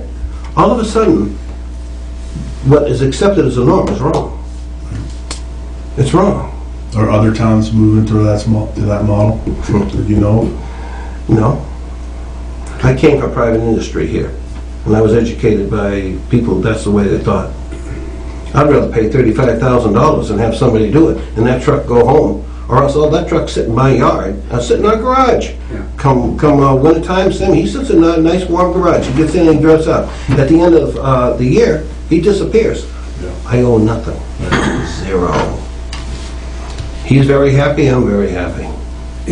I'm changing gears here a little bit, but if the state were to take over 117, who would own plowing in the state? Who would They own? would. They would. That's $50,000. Okay, hold on. Now, coming out of Mechanic Street, after dropping kids off at school, it's a little icy, and I fishtailed one day. I didn't hit anything, but I If the state did it, you wouldn't fishtail. called the police and said, I think there's a problem here, and I'm sure they contacted you, and I'm sure the two of us can work together, but I guarantee you won't fishtail if the state takes it on. well, will we be able to see the road, or will it just be white from salt? No, not white from salt. Oh, okay. No. David, I'll give you your question, son. Yeah, a reason for not raising the budget is that we would tax to pay for the higher amount, and we'd just wind up with bigger free cash piling up. And since we haven't solved the problem of free cash piling up, I think we should keep it down It's where it still early is. in this meeting. Early in, This meeting. oh, okay. Well, I just, without Right. reaching any complete conclusion, I would say be careful about raising it because we already pile free cash up too much and There's no doubt about it. I mean, listen, we have 180 in the budget, and we always squirrel away 100 before we even set our minimum free cash target, okay? So theoretically, we've figured out a way to budget 280 before it hurts us, okay? I'm just thinking, just throwing it out there, what are the implications of, we know that we can't lower it once we increase it, we get that, which is why we have the 100 outside. Is it still working the way we intended, or are we kind of hurting ourselves. That is an argument as to why you wouldn't do it. There's no question about it. You know, are we really adding value by having Harold come here every 3 weeks to ask for, you know, another, you know, $100,000? And so this gets old after a few years. So this 100, you've already spent 30 of it. It's 70 for a storm. And I'm spending as we go on. I've got trucks that have got to go for repair. Okay. I have plows that have blown pistons. It's just an ongoing. So 70K plus or minus gets you another repeat storm. Oh, please. I don't want another repeat of what we just went through, that longevity deal. Maybe get you through another couple storms. I hope so. So Harold, you said the state turnover would be savings of $50,000 a year to you? That was last year's figures. And then you gave an example of outsourcing, you know, one plow truck. So generally, what's an entire winter of plowing and sanding cost the town? It depends on the year. I haven't got the figures so far. That's what his father wanted. It's been 400 some years. And it's gone down to just over what you allowed some years. It depends on the year. But that number of one plow guy at 35, we could essentially sit and do some quick math and figure out what if there was two or three trucks. That was last year. Is there's less and less in the year? Less hours called in? It would be less. Yeah. But that doesn't also include the sand and salt that Harold would. No. We would supply sand and salt. We would load. I supply usually the blades that go on the trucks, because that ends up to be a contention. If I tell them to go out and scrape in this ice, they wear their blades out fast. If it's sand, if it's snow, the blades last longer. I took care of that from a DPW director down the Cape. His name happened to be Brown, smart man. And I put the blades on. If I tell you to go out right now and the road's bare and scrape, you scrape. Yeah. So if it wears down, that's my problem. You know? Yeah. That's interesting. I mean, I wouldn't think that going completely outsourced is the answer, but I bet you it's a hybrid. The state has proven it to be. It's very much a hybrid. We've got a surrounding town that owns 18 pieces of equipment. And I remember sitting in front of boards that could not understand that God did not give them those 18 pieces, and they cost 100 and some thousand a piece. Okay? Yeah. On one part of your budget, I will look very, very high. But if you take it out over the whole and you look at it, as I know a few of you, or at least a couple of you as accountants, look at it, it ends up to be very, very reasonable, and that's less, cost you less money. It's also the other stuff within the full-time employee that. I understand that completely. That savings alone sometimes is. I was taught a long time ago to look at the whole package, and I keep looking at that whole package, and that whole package gets to be very high. Yeah. Oh, thank you, ladies and gentlemen, for avoiding that, because I will take advantage of that. All right, well, ahead, you should be forced. I move that we authorize overspend of $100,000 in the snow and ice budget. Second. Any discussion on that?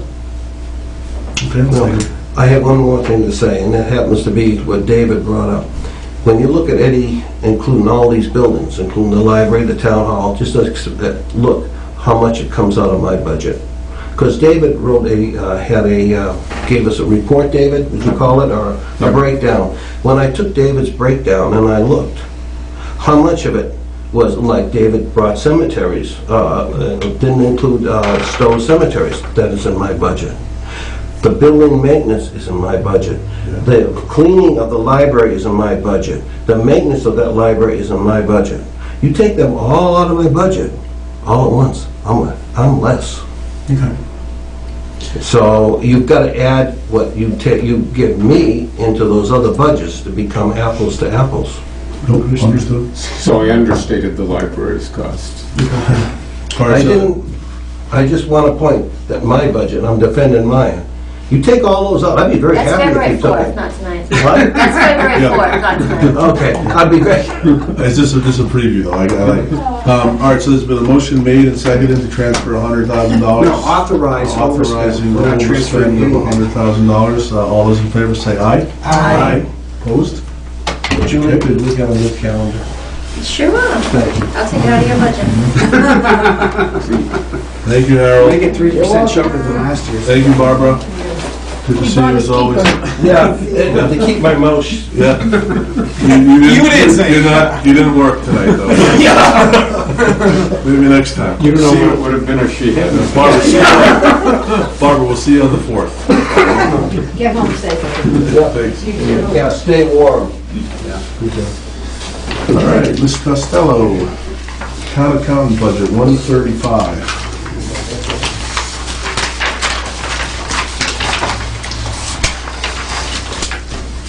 How would you like to begin, Julie? Well, it's pretty straightforward. The purchase of services, that $3,150 is for the OPEB valuation that you need to have done every 3 years. It was kind of late last time, that's why it was in the 13 budget, but it needs to be in the 15 budget. Okay. We didn't have it in 14. It's up, I'm sorry, it's up from before because just, it's inflationary? Okay. Yep. Software support, 3-year contract is up. There's an increase in that this year. The audit has stayed the same. Supplies, meetings, same. That's basically it. How are you doing on the meetings, and do you want to just give, so since we have some new folks here, that's sort of a flavor as to what meetings you go to as a town accountant? There are two main meetings a year. One in March, which is the annual education. For my continuing education, I'm a certified governmental accountant as well as a certified public accountant, and actually it helps on both. We go out there and we have different tracks, we study, we learn new things. And then there's an annual meeting that's in June, which again has different meetings involved. They talk about different topics and things like that. DOR's out there, stuff like that, keep you up on the latest stuff. Is this like a boondoggle where you play around the golf? No, Where are the meetings typically, Julie? Are they in Orlando, Florida? no, they're out in Amherst. Amherst, oh, it's Yeah. nice this time of year out there. In March, it's beautiful. Spring break, as all the kids are gone, we get to go there. It's great. Now, did they hand out pocket protectors for you? Yes, and tape for the glasses. I'm done. All right, and then your salary increase is your contractual scheduled increase, correct? Which actually my contract, runs out June 30th. So we'll see what happens. Okay, and so so this is, if it runs out June 30th, which is the start of fiscal 15, then is this a projected amount based No. on what you've had before? No, because my step is in November, so Okay. I would just have that full rate for the whole year as opposed to just Okay. 7 months. Okay. Run that by me again. My contract runs out in June, Yes. so, but my step is actually in November. So this increase is me Oh, having okay, the same okay. rate. Okay. Yeah, okay. But what you're also saying is... It's a 9-month step is Right. what you're saying the increase is. Right, Okay. but she's also saying is to the extent that she negotiates a new contract with an increase, then this would potentially change as well. Yeah. Does everybody get that? Okay. I don't have any questions. Does anyone else? Hold on, David, I'll get to you once. Stasha? Anybody? David? I guess I must have a slightly older version of how much is the purchase of services for fiscal 15? 3150. 3150. So that makes the total 9827. And what is the nature of the software support?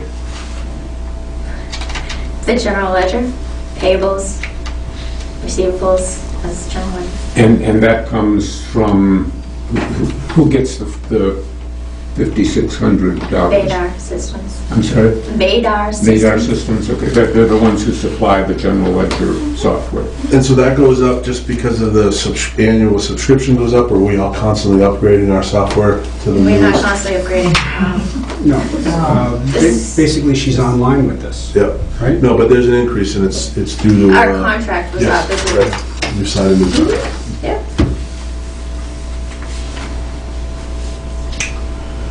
Okay. All right, I think with that, I think we're done with Julie. Thank you, Julie. Okay. All right, so that brings us to the advisory business section. With permission, I'm going to skip over all of these because unfortunately Terry had some stuff prepared and wanted to drive some of these discussions. And I wasn't able to talk to Terry today. She had to go take care of her mother. And so with respect to that, I think we'll push these to another meeting. If I would yeah. like to present some... Oh yeah, no, I knew you had some. I wasn't going to adjourn. Oh, okay. Yeah. So No. hold on, before you... Well, because I'm on the list of things that you're... Other than that, all right, which one, Bob, are you talking about? Discussion revenue of sources. revenue sources. All right, let's go to that one. I have no problem. I would like to once again review the resource officer stuff since it's going to be an issue at tomorrow's Tri-Town. Okay. And it's not on here, but Terry had asked me to say a few words about the high school space needs committee. Wonderful. So you're on the floor. So, all right. I think in your hands out, you have some pages about local revenue and excise taxes. No? Does it look like this? There you go. Okay. So the first page, I think so. asked for extra copy. Let me tear out the section. Can I look on the phone? I'll tear out the section here. What's the Connie? No objection. Actually, you have mine because I've got, here Dave, I've got my own copy of this stuff.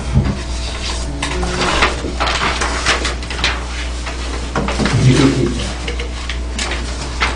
And you have a copy? I do. Okay. So the first page is just historically, what have we done with what we call local revenue, which is made up of 5 or 6 different elements. In the past, we've tried to never overestimate what it's going to be, okay? And we've come in somewhere between 150, what we've used in our budgets as income is somewhere between $150,000 and $200,000 less than what it actually turns out to be. Okay, so I was asked to go off and look at some of that stuff and see what I could do. And if you look at the history of these things and you apply all kinds of forecasting models to them, you come up with nothing. You can try to do it as the entire local revenue category. You can take different streams that are in there of the receipts. And specifically what I'm talking about, Stasha, is in this budget package. The second page is a revenue breakout, if you will. And so while Bob's looking at that, Stasha, you remember your first meeting, Julie and I and others we had a spirited discussion about how we estimate revenue from excise taxes and local receipts. And it's important to try to estimate it right because one of the problems that we've had is that free cash continues to build. And one of the reasons it continues to build in some cases is that the revenue that comes in is more than the revenue that we estimate. And then we get this windfall, if you will. Okay. So using historical forecast methods, I couldn't get anything reliable either as a group or partial groups, or maybe take 3 lines and try to group them together, maybe one offsets the other, nothing like that. So I just zeroed in on the excise tax, the motor vehicle excise tax. And let me explain a little bit about how we do excise tax. The state sends us periodically over the course of a year, it sends us electronically updates about the motor vehicles in Bolton, what's been bought and sold. That includes boats, it includes trailers, it includes everything that's subject to an excise tax. Those are called commitments. I don't know why. They're called commitments. So you get a commitment from the state, and this tells us to go out and adjust our taxes and maybe send out bills or issue abatements or something like that. The major commitment comes in February. That's 2/3 of all the money that we're going to get from excise taxes. So every February, the state sends out a commitment that turns out to be the major commitment of the year by a long shot. And then maybe it'll send another one in April, and maybe in June, and sometimes not in June, sometimes it's in August, right up through the following year. Okay? So you've got a stream of commitments. Some years there's 6 commitments, some years there's 7 commitments, some years there's 5 commitments, but February's also always the biggest one. And it's the biggest one because it takes into account all the property or Right. property that's owned basically from the previous year. Right, and so it's the yearly snapshot, and then everything that follows that is an adjustment of some kind. Somebody buys a new car in June, Right. they get another Okay. commitment. It turns out that the major commitments, particularly for the past 3 years, have been 75% of the final number. Right, and this is a graph of that going back, but if you go to the last page, you'll see it more directly, where the top line is the actual excise tax, the February commitment, right? So for 2013, the actual excise tax is $727,939. The February commitment was $552,066, and that was 75.8%. That February commitment was 75.8% of the final number for the year. Okay? In 2012, it was 74.9%, 75%, and so on, you know, and it's pretty consistent with the exception of 2009. Okay? So that's a pretty reliable indicator of what your final number is going to be. So I did a couple of things here. I said, okay, let me take the actual number, and what is that as a percentage of the commitment, right? So 727,939 is 131.9% of the 552,066. And you see that's very, very consistent going back through the years. So then I said, so those are the actuals. Now I said, let me go back and assume that I took the commitment in each of the February commitment in each of those years. I multiplied it by 131%. How far off would I be from the final number of that year? Everybody okay? All right. So in 2013, you're only $4,700 off. In 2012, you're under the actual number by $13,000. Same with 2011. You're under by $4,749. That's pretty close. Okay? But in 2010, we would have overestimated the amount of money that was coming in from excise taxes, and we don't want to do that, even though it's only $13,000. What happens if we do? Well, you assume something else makes it up when it's a small number like that, but if it's a big number like $100,000, you've got a serious budget problem. But didn't Julie... Unless you're Dave Lindsay, you just cut everything 3%. Julie, didn't you say that there was even more implications of overestimating? What were they? You're going to have a revenue deficit that's going to affect your tax rate. No, other than that, I thought there was something regulatory, some law that was, I thought you said something before last time we met that you were prohibited from doing it or something. You need a balanced budget, so Yeah, I mean, no, okay. No, you're I gonna got have to cut somewhere to Yeah. make up for this. it. No, I got it. So if we wanted to be as accurate as possible, we would take that commitment number and multiply it by 131%. Let's say we want to be on the safe side. So let's multiply that February commitment by 126%. Have a 5% buffer. Right, which brings us down to the second to the bottom line. So in the case of 2013, we're looking at the line that starts 695,603. And then, how far would you miss the final number is what's at the bottom there.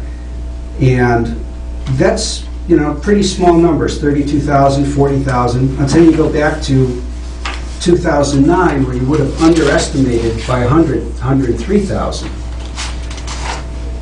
But I think when you compare it to what we've been doing, that's still pretty good. How would, I'm sorry, That's it. how would your proposed methodology put the 15 budget at compared to what Julie has? He doesn't know what's gonna be billed in February of 2015. Right, so we have to wait, that was my point. Do we wait till February, or would you use February of this month as a proxy, this year as a proxy? No, because, again, you get these, and I'm changing subjects a little bit here, but I'm still talking about the commitments. So this February one is the most accurate number. Another thing you can do is look at the changes that have occurred from year to year in these minor commitments and adjust the prior year number by that amount. I haven't gotten that to the point where I can explain it simply on a chart like this, but I'll have it for next week.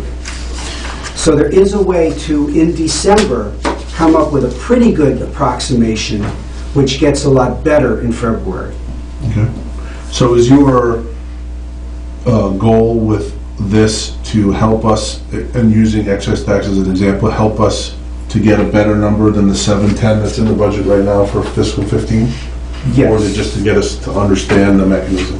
It's all... Well, tonight, it's just to understand the mechanism. But eventually, you'd like to use some method of this to more scientifically calculate the 710? Yes.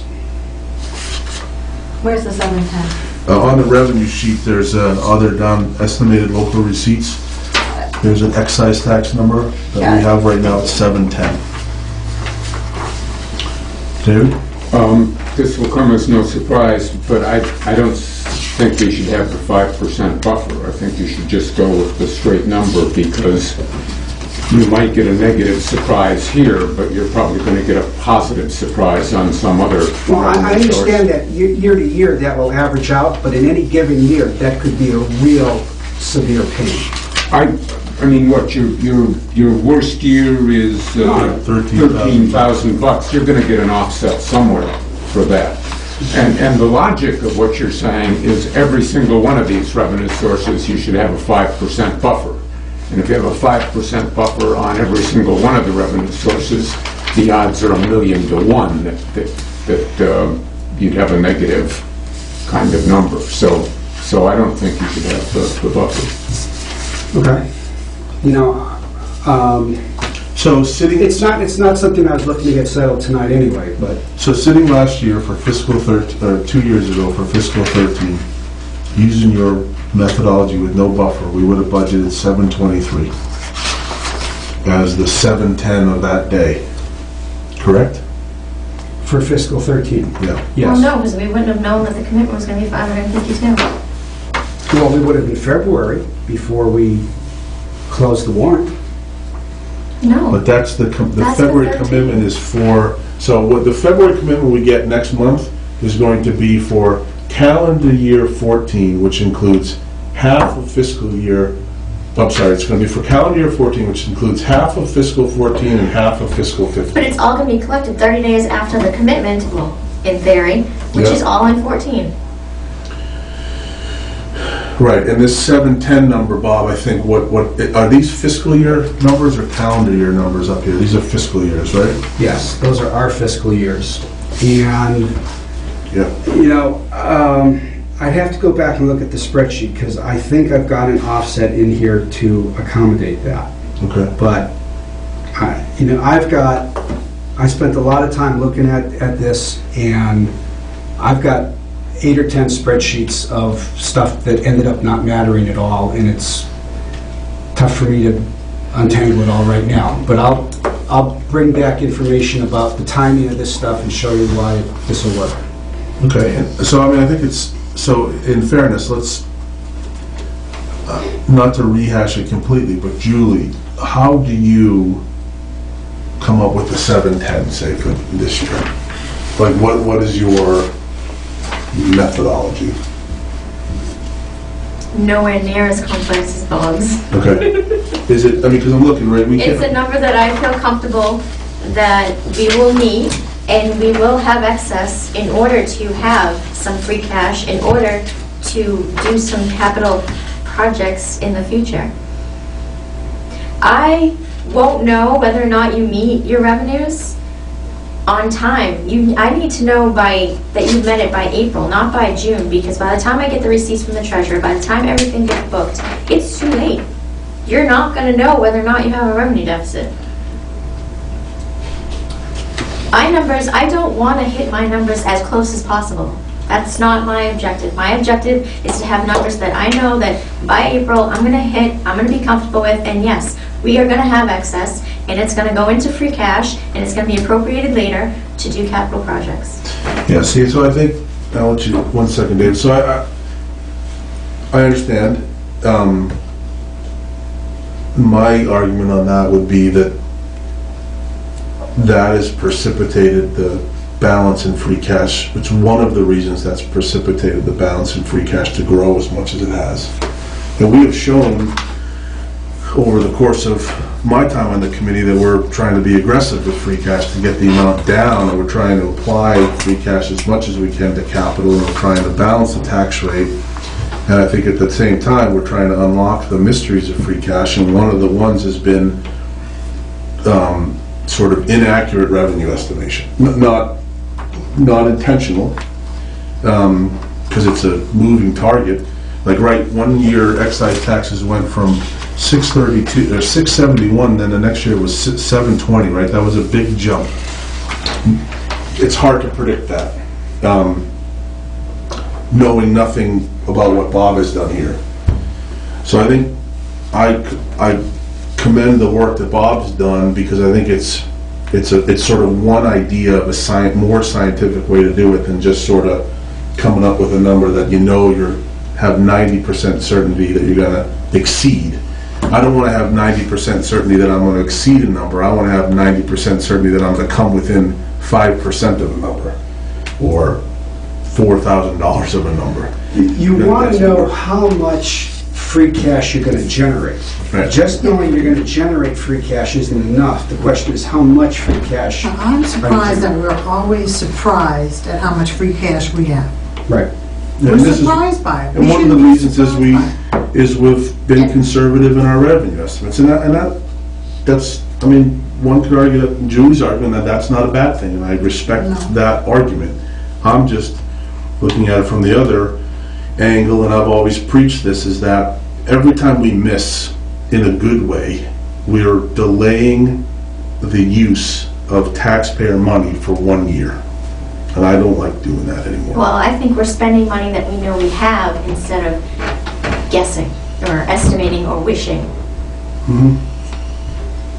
And you just appropriated money for furnaces that's not going to be used for another year. That money could have been used for something else. I mean, yeah, that's things happen. It's out of, that one was out of our control. But it's a valid point, David. You say the trouble with a revenue deficit is that you have to raise the tax rate automatically the next year to take care of it? Mm-hmm. But the previous year's tax rate would have been lower. So I don't see that, that's a net negative. But you're going to be encroaching into the money that you need to raise for the next year's budget. You're already at taxing to the max practically. You've only had $200,000 of excess levy capacity. Well, we're showing a lot more than that for this year. And when you school's add not the even free in there. cash. Oh, the school's not in there, yeah. But still, Terry did a calculation that did have an adjustment for the school in there, and there was still an awful lot Yeah. between the No, excess yeah. levy and the free cash. It was well over $1 million. I think you should make the best guess, and if you have a moderate revenue deficit, you've had lower taxes this year, and Would you the don't taxpayer even... want that? Would they want a lower tax for you to turn around and whack them even more later on? Wouldn't they want it more consistent? No, because they'd want it... They want it consistent. They don't want to get surprised. Thank you. They don't, but, so let's just... They want it low. more than Fundamentally, anything the else. reason free cash Right, is but they going don't up- want it low in the expectation that they're gonna get whacked later on. Well, that isn't an expectation, that's a chance, and not a very big chance either. Well, in But I the also end, it's think- gonna go lower when you do have more money there and you can go and appropriate it to lower the tax rate like you plan on doing this year. But I think there's a place where there can be a middle ground based upon what is presently the situation and what Bob's proposed. I think this is good. I mean, if you think of every possible industry, everything that is being done nowadays, I mean, predictive analytics. So that's One of the main reasons. If you think the 126 or the 131 is too tight, then, lower it to 110 or 120 or something like that. How much buffer do you want? You can be comfortable with it, but the point is, at that point, you've got some sense of what your free cash is gonna, that component of free cash is gonna be. And Julie, whatever we decide to do, if we decide to buffer it 5-10%, we may very well get to the 710, just as an example, in a more scientific way that we can all get our heads around. You know what I mean? I think that's... The things where I was objecting to is the ones that say it's okay to have a revenue deficit or to...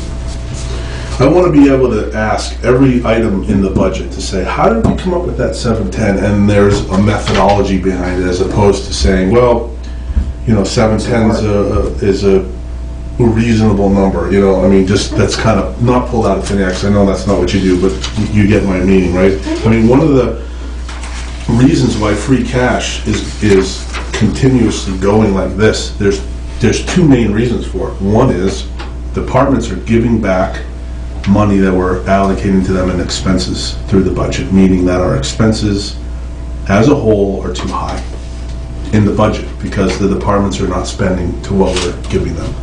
And two is that our revenue estimates in the budget are too low and we're always getting more than we estimate.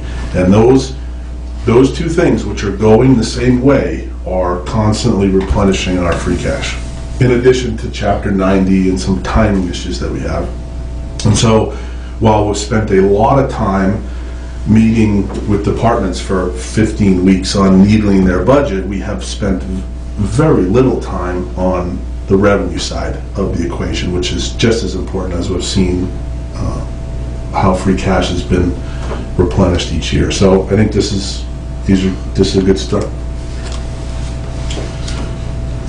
The cell tower estimate, we used 180,000 last year. I notice you've lowered that to 150,000 for this year. Is there some history of cell phone revenues that would require us to lower that by $30,000?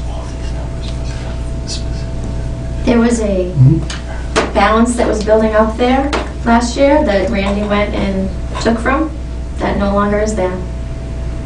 I rated it last year. But it seems to well, That's not revenues, well, it is, but it's not. It's not an estimate of the revenues, it's what's in there, what we expect to have in there at the time it's going to be appropriated. it seems to me we should Spend it down to zero. well, we should find out Well, what again, I think it should be going into local receipts, but at some point it was set up into the separate fund, which I don't agree with Yeah. or believe It in. seems to me it Necessary. should be pretty easy to find out what the total cell tower revenues were in fiscal 2014 Apply the whole and thing. apply the whole thing to fiscal... It's not meant to be a savings account. Yeah, is what it's exactly. like. No, I think that's why we had made the adjustment last year.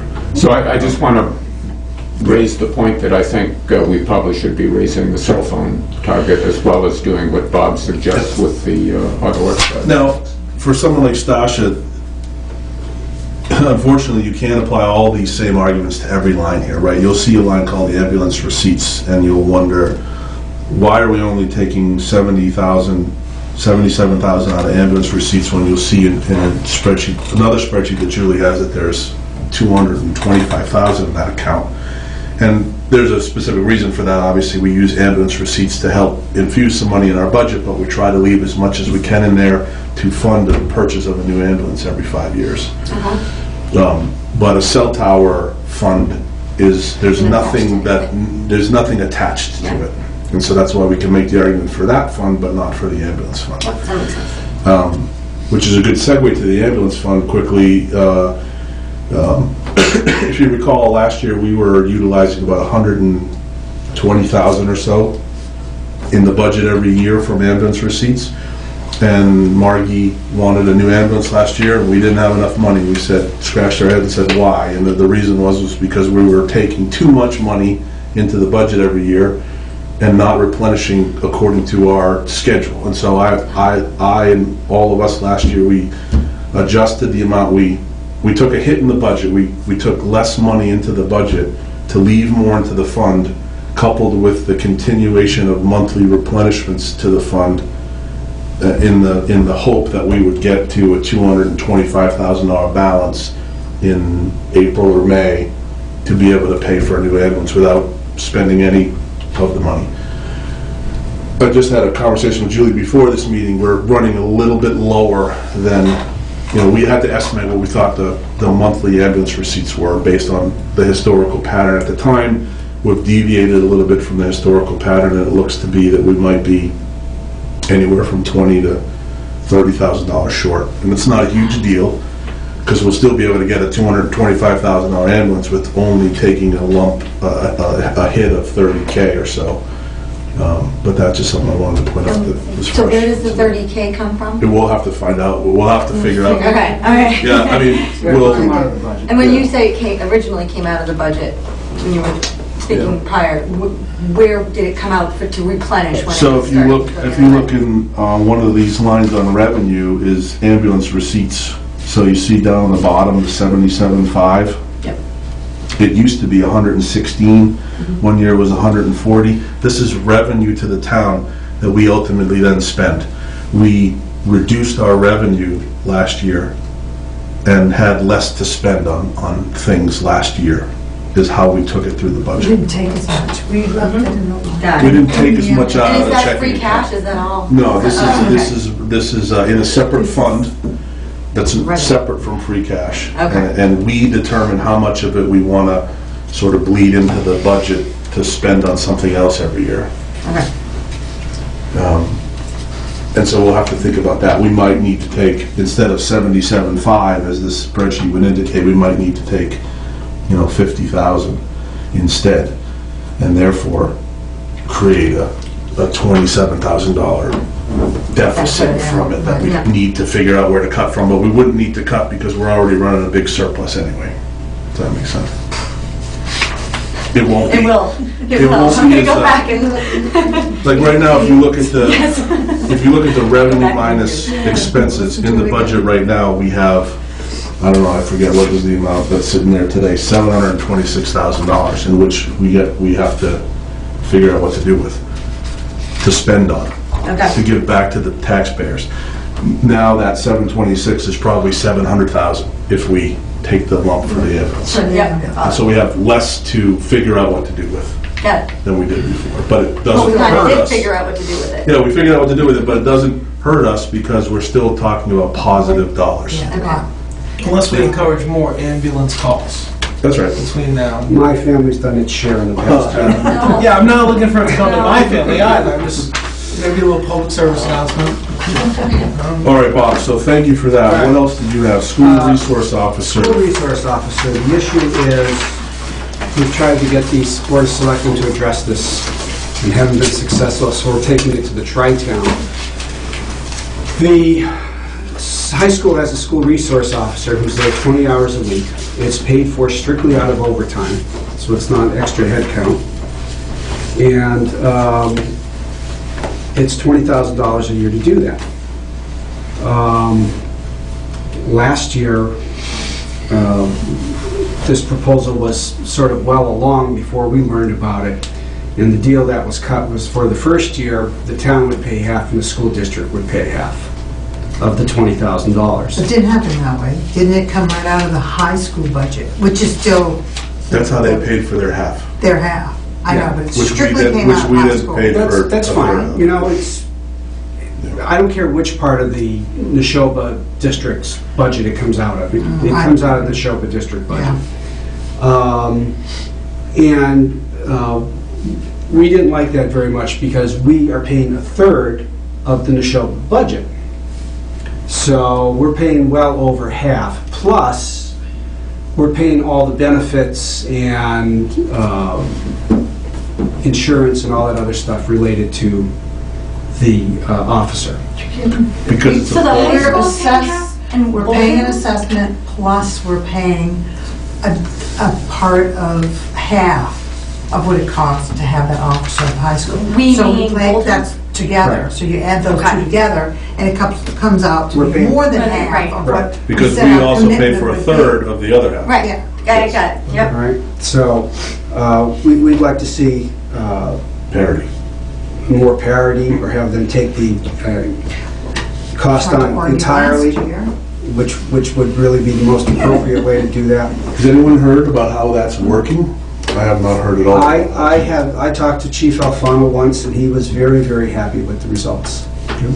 I'm there every day. And I plead the fifth. Why did you bring it up? I know well, you know, they're very, this person's visible, and mostly at lunch, because that's where most of the kids congregate at one time. But other than that, I don't see the officer that much, you know, roaming around, and I'm always Well, in and out. so I don't know where the having officer three kids is. in the high school, this particular topic makes for interesting dinner conversations. Oh, wonderful. And I've made the point to them that, yes, you're not going to see the officer do too much because really no one wants their kids coming home going, hey, guess who got raided today? Guess whose locker got raided? You know, I was just and, talking about visibility. or, you know, guess what they found in such and such a car or stuff like that. So, to me, it's a good thing that aside from the lunch hour, the profile is low. Isn't there a male and a female that That take alternate? turns, yeah. but my understanding is part of them being there was visibility Right, to minimum, so. just to be present. You know, kind of Yeah. relationship building. To role model Stuff like type that. thing too. There might be one-on-one stuff that you might not Why? see, I don't know. Why is it coming out of overtime? Oh, because we don't want to add headcount for this position. Next, we'd have to pay benefits, and it's cheaper to do that overtime. It's cheaper to say, take the personnel you have and just make this an additional detail. God, it is cheaper that way. Yeah. It may be that it's coming out through more use of reserve officers on regular jobs to free up the full-time officer to do this school resource work. So it may not be overtime, it may be just using different people on That was regular shifts. the word we used last year, was it was going to be paid for. It's not going to be additional headcount. Right.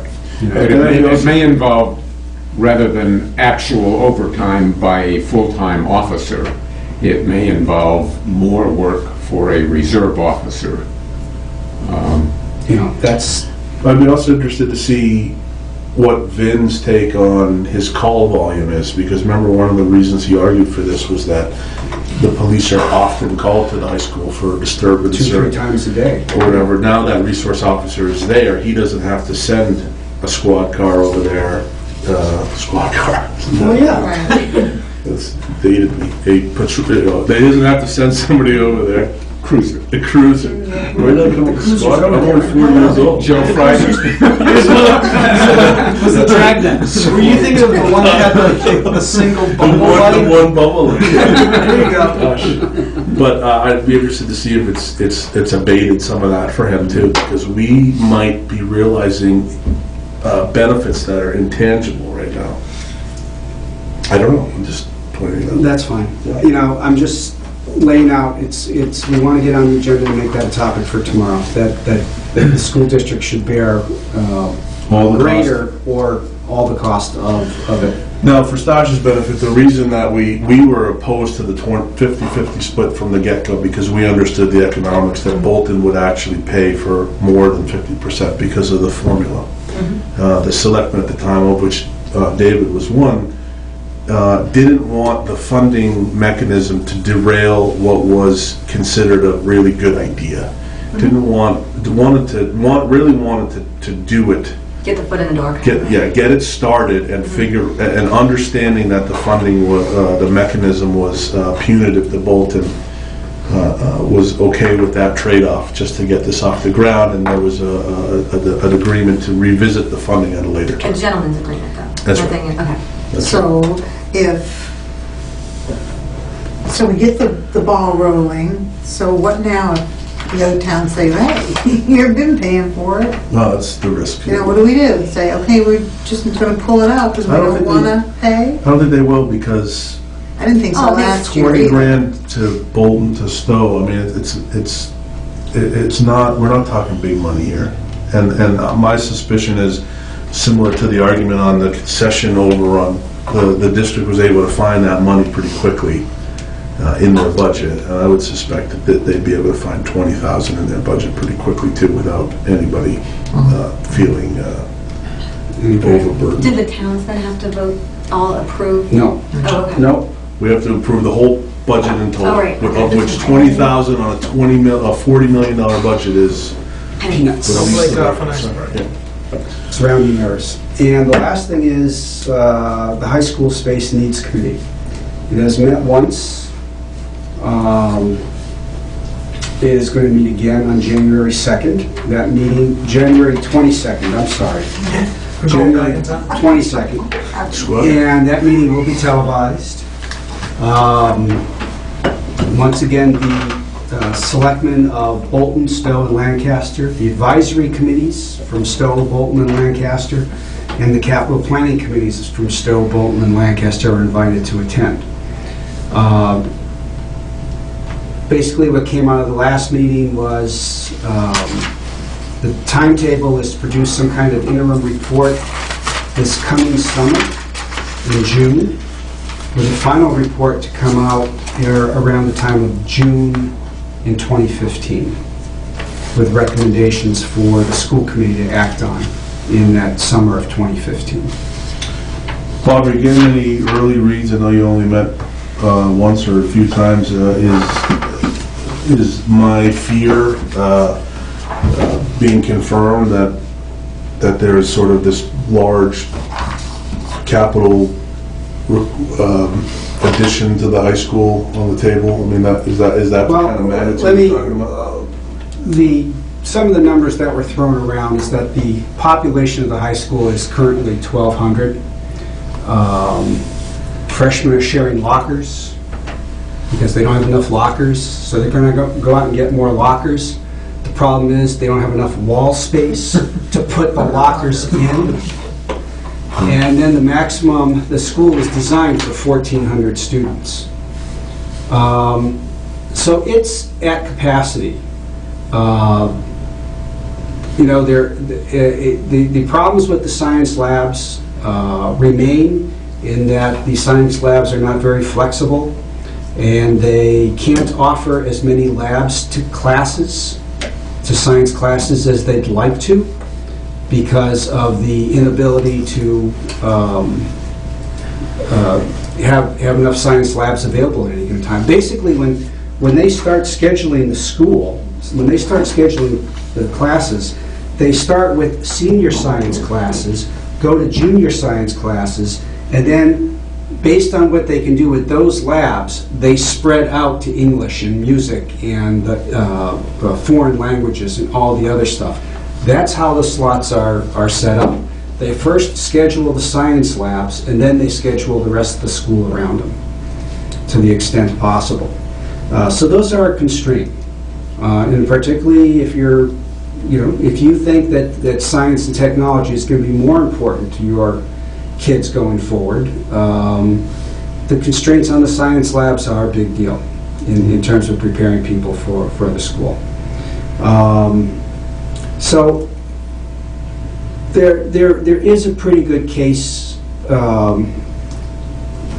least on a superficial level, to say that in order to manage the additional population of students that are going to come from Stowe, Lancaster, and Bolton, even if you leave out school choice students, you're going to have to expand it in some way. Some of us are pressing for more concrete outcomes. What do we get if we add 2 science labs? What's going to happen to our SAT scores? I'm not a big fan of MCAS. It's good for measuring students, teachers versus teachers, but it's not good for, I don't think it's good for measuring student outcomes. So what's it going to do to SAT scores? What's it going to do to make our students more appealing to colleges and things like that?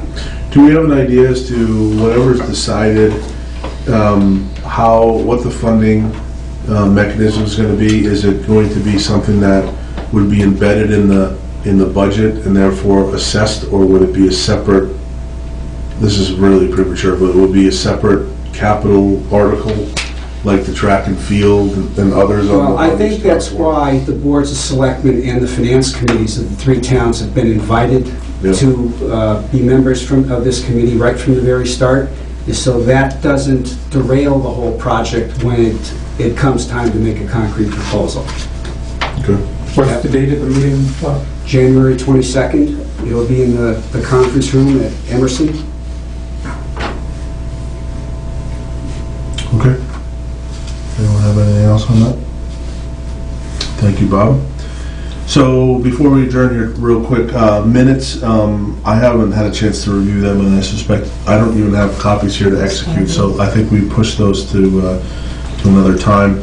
The advisory worksheet was on here. Terry was preparing that, so that's not here for us to review. And the only other thing that people should leave with is everyone should have a copy of the current article list. I'll just preface by saying that this is like extremely raw and a very, very working draft. You'll notice that there are a lot of spending articles on here with amounts that are, some of which are extremely alarming, and I would say that capital planning is going to be vetting the majority of these. We don't need to especially worry about them right now, but it's good for everybody to just sort of get a feel as you read through this on the current thinking of what the warrant will look like come May town meeting, with many, many revisions to come, I'm sure.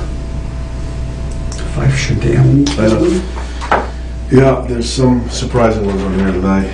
Yeah. I don't know exactly. So don't. We'll get more on each one of these as we. This is our first of very many Tuesday night meetings in this cycle. So.